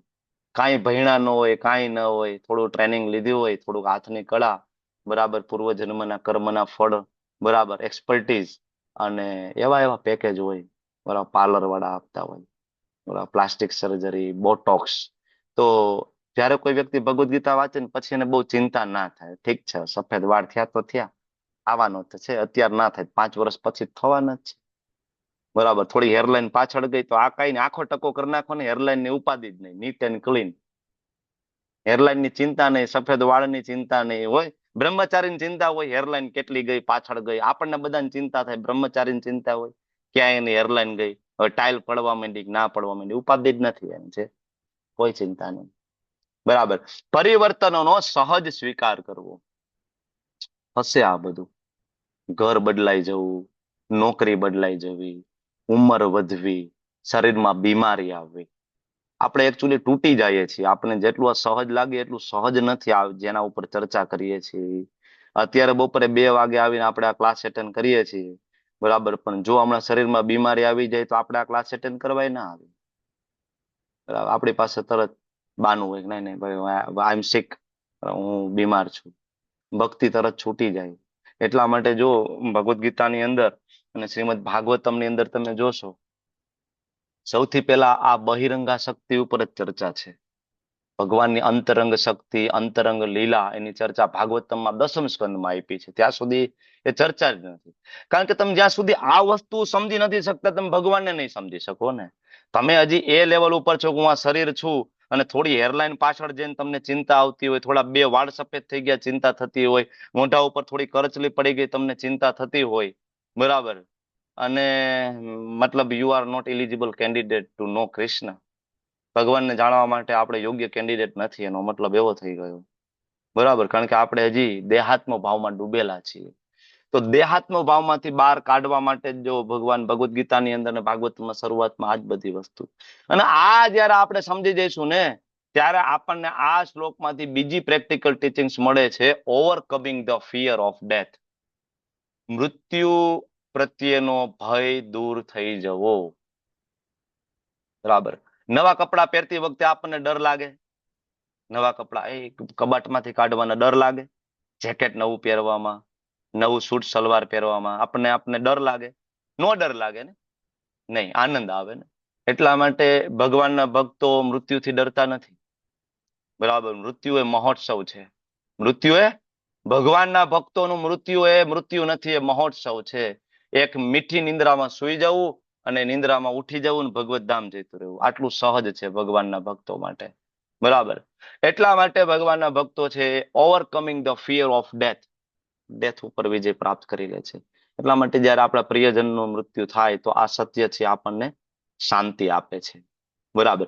બીજું આ શ્લોક ઉપરથી પ્રેક્ટિકલ ટીચિંગ છે. આગામી શરીર માટેની તૈયારી, preparing for the next outfit. કયું આઉટફિટ જોઈએ છે નેક્સ્ટ? આ વખતે આપણને પુરુષનું મળ્યું, તમને કોઈને સ્ત્રીનું આઉટફિટ મળ્યું. કદાચ આ ના ગમતું હોય તો તમારી પાસે 84 લાખ ઓપ્શન છે આઉટફિટ. વોર્ડરોબ, બ્રહ્માજીનો વોર્ડરોબ બહુ મોટો છે. તમારા ને મારા વોર્ડરોબ કરતા બ્રહ્માજીનો વોર્ડરોબ મોટો છે. તમારા માટે રેડી છે વોર્ડરોબ માંથી કોકરોચ વાળું આઉટફિટ કાઢવાનું. બરાબર, કોકરોચ વાળું પહેરાવી દેશે. અચ્છા, નથી ગમતું, ઇટ્સ ઓકે. એ લઈને દેડકાનું આઉટફિટ બરાબર બ્રહ્માજીના વોર્ડરોબ માંથી કાઢવામાં આવશે. હા યસ, ચાલ આ પહેરી જો તો કેવું લાગે છે. હા દેડકો. હા હવે જો બહુ બરાબર ડ્રાઉં ફાલતુ વસ્તુ બકવાસ કરવાની બહુ ટેવ હતી ને, ભગવાન સિવાયની વસ્તુઓ બોલવાની. ડ્રાઉં. It's okay. આ એકચ્યુઅલી આ પહેરી જો આઉટફિટ તું, તને બહુ ગમશે. હા હવે ડ્રાઉં કર. યસ કર. મજા આવે છે ને? હા યસ. હવે આ તારા માટે છે. This is for you my dear. Brahmaji એમ કે. બરાબર ને? બહુ ઉડવાની મજા આવે છે ને? ઓકે એક મિનિટ, તારા માટે બીજું એક આઉટફિટ કાઢું. બ્રહ્માજી વોર્ડરોબ ખોલીને, હા યસ હાલે આવડું આ પહેર તો ટ્રાય કરતો, કેવું લાગે? ઈગલ વાળું ટ્રાય કરતો, સમડી બાજ વાળું. બરાબર. અચ્છા, બહુ તરવાની ઈચ્છા છે. એક મિનિટ બાજુ વાળો કબાટ ખોલીને બ્રહ્માજી એમાંથી આઉટફિટ કાઢે. એટલે તો આ ટ્રાય કરતો જોતો ભાઈ કેવું લાગે. માછલી વાળું યુ કેન ટ્રાય. બ્રહ્માજીનો વોર્ડરોબ બહુ મોટો છે, 84 લાખ એની અંદર આપણા માટે આઉટફિટ પડેલા છે. તો આ શ્લોક આપણને કહે છે preparing for the next outfit. કયું આઉટફિટ ગમશે તમને? કેટલા ઓપ્શન છે આપણી પાસે, છે ને? ઇન્દ્રના શરીરનો આઉટફિટ પણ આપણી પાસે છે. We can be also Indra. આપણે ઇન્દ્ર પણ આગળ બની શકીએ છીએ. બરાબર. તો અત્યારે આપણે કેવા કપડા પહેરીએ છીએ એનો ડિપેન્ડ કરે આપણા બજેટ ઉપર. બરાબર. તમે કોઈક લિવાઇસ ના જીન્સ પહેરતા હોય, બરાબર, કોઈ પેપે જીન્સ પહેરતા હોય જેની કિંમત 5-7 હજાર 10 હજાર હોય, અને કોઈક લેંગો પહેરતા હોય 200-300 રૂપિયાનો. ડિપેન્ડ કરે ઓન યોર બજેટ. બરાબર. સેમ વે નેક્સ્ટ આઉટફિટ બ્રહ્માજી કયું કબાટ ખોલશે ડિપેન્ડ કરશે ઓન યોર બજેટ. આ જન્મના કર્મનું બજેટ. બરાબર ને? તો આ જન્મમાં એ બજેટને પ્રોપર કરી લેવું. This is the preparation for next life. બરાબર. Different type of fancy dress. 84 lakh fancy dress. બરાબર ને? બ્રહ્માજી કેટલા આપણા માટે બનાવીને રેડી રાખ્યા છે. ઓકે. તો બીજું આ શ્લોકમાંથી શીખવા મળે છે કે શરીરના મોહમાંથી મુક્તિ, ડિટેચમેન્ટ ફ્રોમ ફિઝિકલ એપિયરન્સ. એમાંથી આપણે ધીમે ધીમે મુક્ત થઈએ. ઓકે. આગળના શ્લોકની અંદર ભગવાન કહે છે હજી એ જ કન્સેપ્ટને વિસ્તારપૂર્વક સમજાવીને, નૈનમ છિંદંતી શસ્ત્રાણી નૈનમ દહતી પાવકઃ ન ચેનમ ક્લેદયંત્યાપો ન શોષયતિ મારુત. ભગવાન કહે છે કોઈ શસ્ત્રોથી આત્માને કાપી નહીં શકાય, કોઈ અગ્નિ બાળી નહીં શકે એને. ન દહતી પાવક ન ચેનમ ક્લેદયંત્યાપો, એને પાણીથી ભીંજવી નહીં શકાય. અને ન શોષયતિ મારુત, પવન એને સૂકવી નહીં શકે. એટલે પ્રભુપાદજી શ્લોકના ભાવાર્થની અંદર એ સમયની જે આર્મી અને એ સમયના હથિયાર વિશે વાત કરે છે. અત્યારે હમણાં અમેરિકા અને ઈરાન વચ્ચે યુદ્ધ થયું અને અત્યારે ચાલુ છે, અને એની અંદર વપરાયેલા બધા જ ઇન્સ્ટ્રુમેન્ટ, બધા જ અસ્ત્ર શસ્ત્ર એ અગ્નિ બેઝ છે, અગ્નાસ્ત્ર કહેવાય. બરાબર. પણ એ સમયે વૈદિક કાળની અંદર એવા ઇન્સ્ટ્રુમેન્ટ હતા કે અગ્નાસ્ત્ર હોય, બરાબર, એનો તોડ વરુણાસ્ત્રથી થઈ જાય. વરુણાસ્ત્ર. બરાબર. મતલબ કોઈ અગ્નિ બેઝ કોઈ ઇન્સ્ટ્રુમેન્ટ કોઈ અસ્ત્ર ફેંકે તો એની સામે વરુણ બેઝ અસ્ત્ર ફેંકો તો એ ત્યાં નાશ પામી જાય. બરાબર. જેમ કે અત્યારે ઇન્ટરસેપ્ટિંગ મિસાઇલ્સ જેને કહેવાય આપણે, બરાબર, કે અહીંથી કોઈ ડ્રોન ફેંકે તો એની ઇન્ટરસેપ્ટિંગ મિસાઇલ સામેથી તરત છૂટી જાય અને હવામાં જેનો નાશ કરી નાખે. પણ એ બે અગ્નિ બેઝ હોય છે. પણ વૈદિક સમયની અંદર, બરાબર, અલગ અલગ પ્રકારના ઇન્સ્ટ્રુમેન્ટ હતા અર્જુન પાસે અને બીજા બધા યોદ્ધા પાસે. એક અસ્ત્ર ફેંકે પવનાસ્ત્ર, બરાબર, અને ઘનઘોર વંટોળિયો આવી જાય અને પવનને રોકી પણ શકે. અને એક અસ્ત્ર ફેંકે તો પૂર લાવી દે, વરુણાસ્ત્ર. બરાબર. એટલે અહીંયા આપણને પ્રભુપાદ એ સમયના ઇન્સ્ટ્રુમેન્ટ, એટલે અહીંયા ભગવાન અર્જુનને કહ્યું ને કે તું કાપી નહીં કે બાળીને, મતલબ અર્જુન પાસે આ બધા પ્રકારના ઇન્સ્ટ્રુમેન્ટ હતા. બરાબર, પાણીથી ભીંજવવાના ઇન્સ્ટ્રુમેન્ટ, સૂકવી નાખવાના ઇન્સ્ટ્રુમેન્ટ, બાળી નાખવાના ઇન્સ્ટ્રુમેન્ટ, કાપી નાખવાના ઇન્સ્ટ્રુમેન્ટ. ભગવાન કે તારા કોઈ ઇન્સ્ટ્રુમેન્ટ કામ નહીં આવે. તારો કોઈ હથિયાર તારી પાસે ભલે ને AK-47 હોય, વોટ એવર, એ તારું કઈ આત્માને મારવામાં એ કામ નહીં આવે. બરાબર. અને બીજા પેરેગ્રાફની અંદર પ્રભુપાદ માયાવાદીઓને આડે હાથ લઈ અને આત્મા ક્યારે પરમાત્મામાં વિલીન થતી નથી, નેવર. એટલે અહીંયા કહ્યું છે શસ્ત્રથી છેદી ના શકાય, એટલે જેને કાપી ના શકાય, મતલબ તમે કાપી એને જ ના શકો કે જેને તમે જોડી પણ ના શકો. બરાબર, કોઈ વસ્તુને તમે કાપી જ નથી શકતા તો એને જોડવાનો પ્રશ્ન ક્યાંથી આવ્યો? બરાબર. તો એટલા માટે અહીંયા સમજાવે છે આત્માના ગુણ વિશે, અર્જુનના શસ્ત્રોનું વર્ણન, અને બહુ ક્લિયરલી કહ્યું છે કે આત્મા ક્યારેય પરમાત્મા બની શકતો નથી. પ્રેક્ટિકલ ટીચિંગ્સ તરીકે આમાં જોઈએ તો આત્માની દિવ્યતા અને અભેદ્યતા. બરાબર.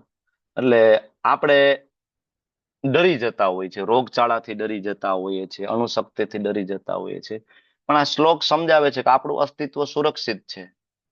કોઈ કન્ડિશનમાં આપણે ખરેખર મૃત્યુ પામતા નથી. શરીર નાશ પામે છે, આત્માનો ક્યારેય નાશ થતો નથી. બરાબર. અને આ શ્લોકની અંદર એઝ એ યુથને તમારે સમજાવવું હોય એકોર્ડિંગ ટુ સાયન્ટિફિક વે, તો આની અંદર બહુ એક વસ્તુ, એક કન્સેપ્ટ એક જગ્યાએ સમજાવવામાં આવ્યો છે. બરાબર. કે law of conservation of energy, law of conservation of energy. Energy cannot be created or destroyed, it can only be transformed. એનર્જીનો તમે ક્યારે નાશ કરી શકતા નથી કે એનર્જીને ક્યારે તમે ઉત્પન્ન કરી શકતા નથી. It can only be transformed. આને કહેવાય law of conservation of energy. Same way આત્મા એ આધ્યાત્મિક ઉર્જા છે, સ્પિરિચ્યુઅલ એનર્જી છે, અને બરાબર એને તમે ઉત્પન્ન કરી શકતા નથી. એનો કોઈ જન્મ નથી, એનો કોઈ મૃત્યુ નથી. બરાબર. એટલે આપણી જાતને ખાલી એક બોડી કે હાર્ડવેર તરીકે નહીં જોતા, એક સોફ્ટવેર, એક એનર્જી તરીકે ઓળખવી જોઈએ. અને આપણા અસ્તિત્વ નો આધાર ખાલી શરીર ઉપર રહેતો નથી. શરીરનો નાશ થઈ આપણું અસ્તિત્વ સમાપ્ત થતું નથી. બીજું આની અંદર એક થિયરી આપેલી છે, સબ એટોમિક રિયાલિટી. બરાબર. આ શ્લોક કહે છે કે શસ્ત્રો એને કાપી શકતા નથી, કારણ કે આત્મા એટલો બધો સૂક્ષ્મ છે, એનું એટોમિક સાઇઝ એટલી નાની છે. દુનિયાનું કોઈ પણ આધુનિક શસ્ત્ર કે પછી લેઝર હોય એ પણ એને સ્પર્શી શકતું પણ નથી, સ્પર્શ પણ નથી કરી શકતું, એટલું નાનું છે. એટલે એને સ્પિરિચ્યુઅલ એટોમ તરીકે ઓળખવામાં આવે છે. અને આપણે જો આપણી આ અજય શક્તિ, કઈ આત્મા અજય, જેને કોઈ જીતી જ ના શકે, આને આપણે ઓળખી લઈએ તો દુનિયાની કોઈ પણ પરિસ્થિતિ આપણને માનસિક રીતે તોડી શકતી નથી. યુવાનોમાં જે અત્યારે ડિપ્રેશન, એન્ઝાયટી, આ બધું જે છે ને, એનો ઉકેલ આ શ્લોકની અંદર છે. આપણે થોડીક મુશ્કેલીઓમાં ડિપ્રેશનમાં આવી જાય, એન્ઝાયટીમાં આવી જાય, તો એનો ઉકેલ આ શ્લોકમાં આપવામાં આવ્યો છે. બરાબર. અને બીજું આ શ્લોકની અંદર વૈજ્ઞાનિક દ્રષ્ટિએ આપણી જે શ્રદ્ધાને કેમ ડેવલપ કરવી એના વિશેની વાત છે, જેને રેશનલ ફેથ તરીકે ઓળખવામાં આવે છે. રેશનલ ફેથ, બુદ્ધિગમ્ય શ્રદ્ધા. બરાબર. હવે જેને આપણે જોઈ નથી શકતા, જેને આપણે અનુભવી નથી શકતા, તો ઘણી વખત આપણે એના અસ્તિત્વનો સ્વીકાર કરતા નથી. બરાબર. તો આત્માને આપણે જોઈ નથી શકતા તો આપણે સ્વીકાર નથી કરતા. આપણે શરીરને જોઈ શકીએ એનો સ્વીકાર કરીએ છીએ. પણ વૈજ્ઞાનિક દ્રષ્ટિએ વિચારો કે જો મનુષ્ય માત્ર કેમિકલનું મિશ્રણ હોય તો મૃત્યુ પછી કેમિકલ તો ત્યાંના ત્યાં જ છે. તમે કોઈ પણને સમજાવી શકો. બરાબર. કે મૃત શરીર ને જીવિત શરીર વચ્ચેનો તફાવત સમજાવો. ચાલો, વૈજ્ઞાનિક દ્રષ્ટિએ તો વિજ્ઞાન આજ સુધી સમજાવવા માટે રેડી નથી, મતલબ જ્ઞાન નથી કે મૃત શરીર, ડેડ બોડી અને લિવિંગ બોડી વચ્ચેનો તફાવત શું. એવું શું એ બે બોડીની વચ્ચે તફાવત થયો કે એકને ડેડ કહેવાય ને એકને લિવિંગ કહેવાય. કેમિકલની વાત કરીએ તો કેમિકલ બેયમાં સેમ છે. બેયમાં છે પોટેશિયમ, કેલ્શિયમ, ફોસ્ફરસ, વોટર, બેયમાં સેમ. બરાબર. તો શું નથી એકની અંદર? આત્મા. અને એકમાં શું છે? આત્મા. That is different. બરાબર. એક શ્લોક હજી આપણે આજ લેવો છે, 24મો, કે આ વ્યક્તિગત આત્મા અખંડ તથા અદ્રાવ્ય છે, તેને બાળી શકાતો નથી, સૂકવી શકાતો નથી, ચિરસ્થાયી છે, સર્વત્ર વિદ્યમાન છે, અવિકારી છે, સ્થિર તથા સદા એક સમાન છે. શું કામ? કારણ કે આગળના શ્લોક સાથે કનેક્ટિંગ છે એટલા માટે. આની અંદર સેમ લક્ષણો આપ્યા છે. બાળી ના શકાય, સૂકવી ના શકાય, ચિરસ્થાયી, સર્વત્ર વિદ્યમાન, અવિકારી, કોઈ વિકાર ના આવી શકે. એટલા માટે આનો ભાવાર્થ જે આપ્યો છે શ્રીલ પ્રભુપાદે, બરાબર, એમાં પ્રભુપાદ ફરીથી એ વસ્તુ સમજાવે છે કે આત્માનું વિલીન થવું શક્ય નથી. આ શબ્દ છે અવિકારી. વિકાર એટલે શું? કે દૂધની અંદર થોડુંક દહીં નાખવામાં આવે તો સવાર પડતા, બરાબર, મેરવણ નાખો, સવાર પડતા બધું જ દૂધ છે દહીંમાં કન્વર્ટ થઈ જાય. દેટ ઇઝ વિકાર. વિકાર થઈ ગયો ને. આત્મામાં આવો વિકાર આવતો નથી કે આત્મા, પેલા આત્મા હતી, હવે એને હિમાલયમાં જેને યોગ કર્યા, તપ કર્યા, જપ કર્યા, સાધના કરી, અને હવે આત્મા પરમાત્મા બની ગઈ, જીવ શિવમાં લીન થઈ ગયો, બાપુ બ્રહ્મમાં લીન થઈ ગયા. ના, બાપુ કોઈ દી બ્રહ્મમાં લીન થઈ શકવાના નથી. આત્મા કોઈ દિવસ પરમાત્મા બની શકવાનો નથી. એટલે આ કન્સેપ્ટ આપણને પ્રભુપાદ ત્યાં સમજાવે છે, બરાબર, કે આત્મા પાસે એક રસ થઈ જવાના અર્થમાં એક થઈ જવાની આશા ક્યારેય રાખવામાં આવતી નથી. That is impossible. બરાબર. બીજું, અહીંયા આત્મા સર્વવ્યાપી છે એવું લક્ષણ આવ્યું. તમે જો શું લખ્યું છે? સર્વત્ર વિદ્યમાન. તો તમે એનું સર્વત્ર વિદ્યમાન છીએ. હું અત્યારે મારા જસદણમાં છું તો હું વિશાલ આહિર પ્રભુ પાસે કચ્છમાં છું. હું પરેશ શાહ પ્રભુજી પાસે સુરતમાં છું? નથી. તો અહીંયા શું કામ લખ્યું સર્વત્ર વિદ્યમાન છે? સર્વત્ર વિદ્યમાનનો મતલબ આખા બ્રહ્માંડમાં બધી જગ્યાએ આત્મા છે. હું નહીં, આત્મા બધી જગ્યાએ છે. અને સર્વત્ર વિદ્યમાનનો મતલબ ઇવન અગ્નિમાં પણ આત્મા છે. મતલબ સૂર્ય, જે સન પ્લાનેટ જે છે, એના ઉપર પણ જીવન છે. પ્રભુપાદે આ જોરદાર સ્ટેટમેન્ટ આપ્યું છે કે ઇવન સન પ્લેનેટ ઉપર પણ વસવાટ છે. આપણે જોઈ નથી શકતા કારણ કે આપણું શરીર છે પૃથ્વી તત્વ, બરાબર, બાહુલ્યથી બનેલું છે. પંચમહાભૂતમાં આપણા શરીરમાં કયું તત્વ બાહુલ્ય છે? પૃથ્વી તત્વ. બરાબર. જળચરો હોય એની અંદર પંચમહાભૂત હોય, પણ એની અંદર કયું તત્વ બાહુલ્ય હોય? જળ તત્વ. બરાબર. ઘણા બધામાં, બરાબર, વાયુ તત્વ બાહુલ્ય હોય. એમ જે વ્યક્તિમાં અગ્નિ તત્વ બાહુલ્ય હોય ને, એ અગ્નિમાં રહી શકે. માછલી પાણીમાં રહી શકે, તમે પાણીમાં રહી શકો? આપણે કલ્પના પણ ના કરી શકીએ ને, સમુદ્રમાં ઘર બાંધીને અંદર રહેવાની ઊંડે. આપણે ના જીવી શકીએ, મરી જાય. બરાબર. પણ રહે છે ને, અંદર વસવાટ છે ને, આખી સૃષ્ટિ છે, જળની આખી એક સૃષ્ટિ છે. એવી રીતના અગ્નિમાં પણ, બરાબર, સન પ્લેનેટ ઉપર પણ, અને લાવામાં પણ, જ્વાળામુખીમાંથી જે લાવા નીકળે ને, એ લાવામાં પણ એક સૃષ્ટિ છે. એ આપણે જોઈ નથી શકતા. એટલે અહીંયા સર્વત્ર વિદ્યમાન શબ્દ વાપર્યો છે. બરાબર. અહીંયા પણ આત્માના ગુણ આપ્યા છે. બરાબર. અને અહીંયા આપણને એ જ ગુણ સમજાવે છે કે આત્માને કાપી ના શકાય, બાળી ના શકાય, ભીંજવી ના શકાય, કારણ કે એનો ગુણ જ નથી.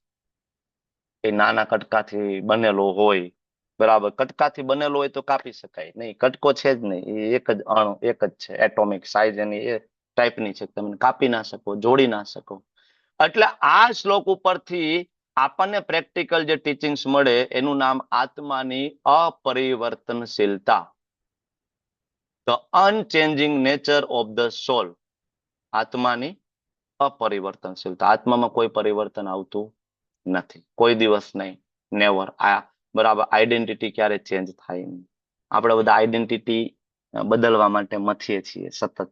ડોક્ટર બની જાઓ, એન્જિનિયર બની જાઓ, બરાબર, મને બધા ઓળખે નામના, બરાબર. એ બધું બાહ્ય છે. તો શરીરની આઈડેન્ટિટી છે. આત્માની આઈડેન્ટિટી અનચેન્જેબલ છે. અને એ આઈડેન્ટિટી છે જીવેર સ્વરૂપ હોય કૃષ્ણ નિત્યદાસ. બરાબર. જીવેર સ્વરૂપ હોય કૃષ્ણ નિત્યદાસ. બીજું, આ શ્લોક જે છે એ સનાતન ધર્મનો પાયો, ફાઉન્ડેશન ઓફ સનાતન ધર્મ, એ આપણને સમજાવે છે. ઘણી વખત આપણે ધર્મને માત્ર સામાજિક રિવાજ માની લઈએ, એક વ્યવહાર માની લઈએ, બરાબર. પણ આ શ્લોકની અંદર આપણને બહુ ક્લિયરલી વસ્તુ સમજાવવામાં આવી છે કે આત્મા જે સર્વત્ર વિદ્યમાન છે ને અવિકારી છે અને ચિરસ્થાયી છે. એટલા માટે આપણે પિતૃ તર્પણ કરીએ છીએ, એટલા માટે આપણે શ્રાદ્ધ કરીએ છીએ, એટલા માટે આપણે પિંડદાનની વિધિ કરીએ છીએ, બરાબર. તો સનાતન ધર્મનું આખું ફાઉન્ડેશન આના ઉપર છે. આપણા જેટલા પણ વેદની અંદર આપેલા જે કર્મકાંડ ને એ બધું છે, એ આખું એના ઉપર બેઝડ છે. એ કોઈ અંધશ્રદ્ધા નથી. અંધશ્રદ્ધા નથી.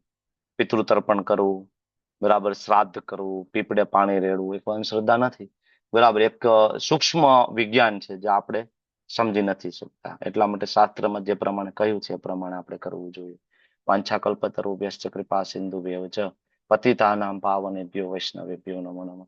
અનંત અનંત કોટી વૈષ્ણવ કી જય. શ્રીલ પ્રભુપાદ કી જય. ગુરુદેવ મહારાજ કી જય.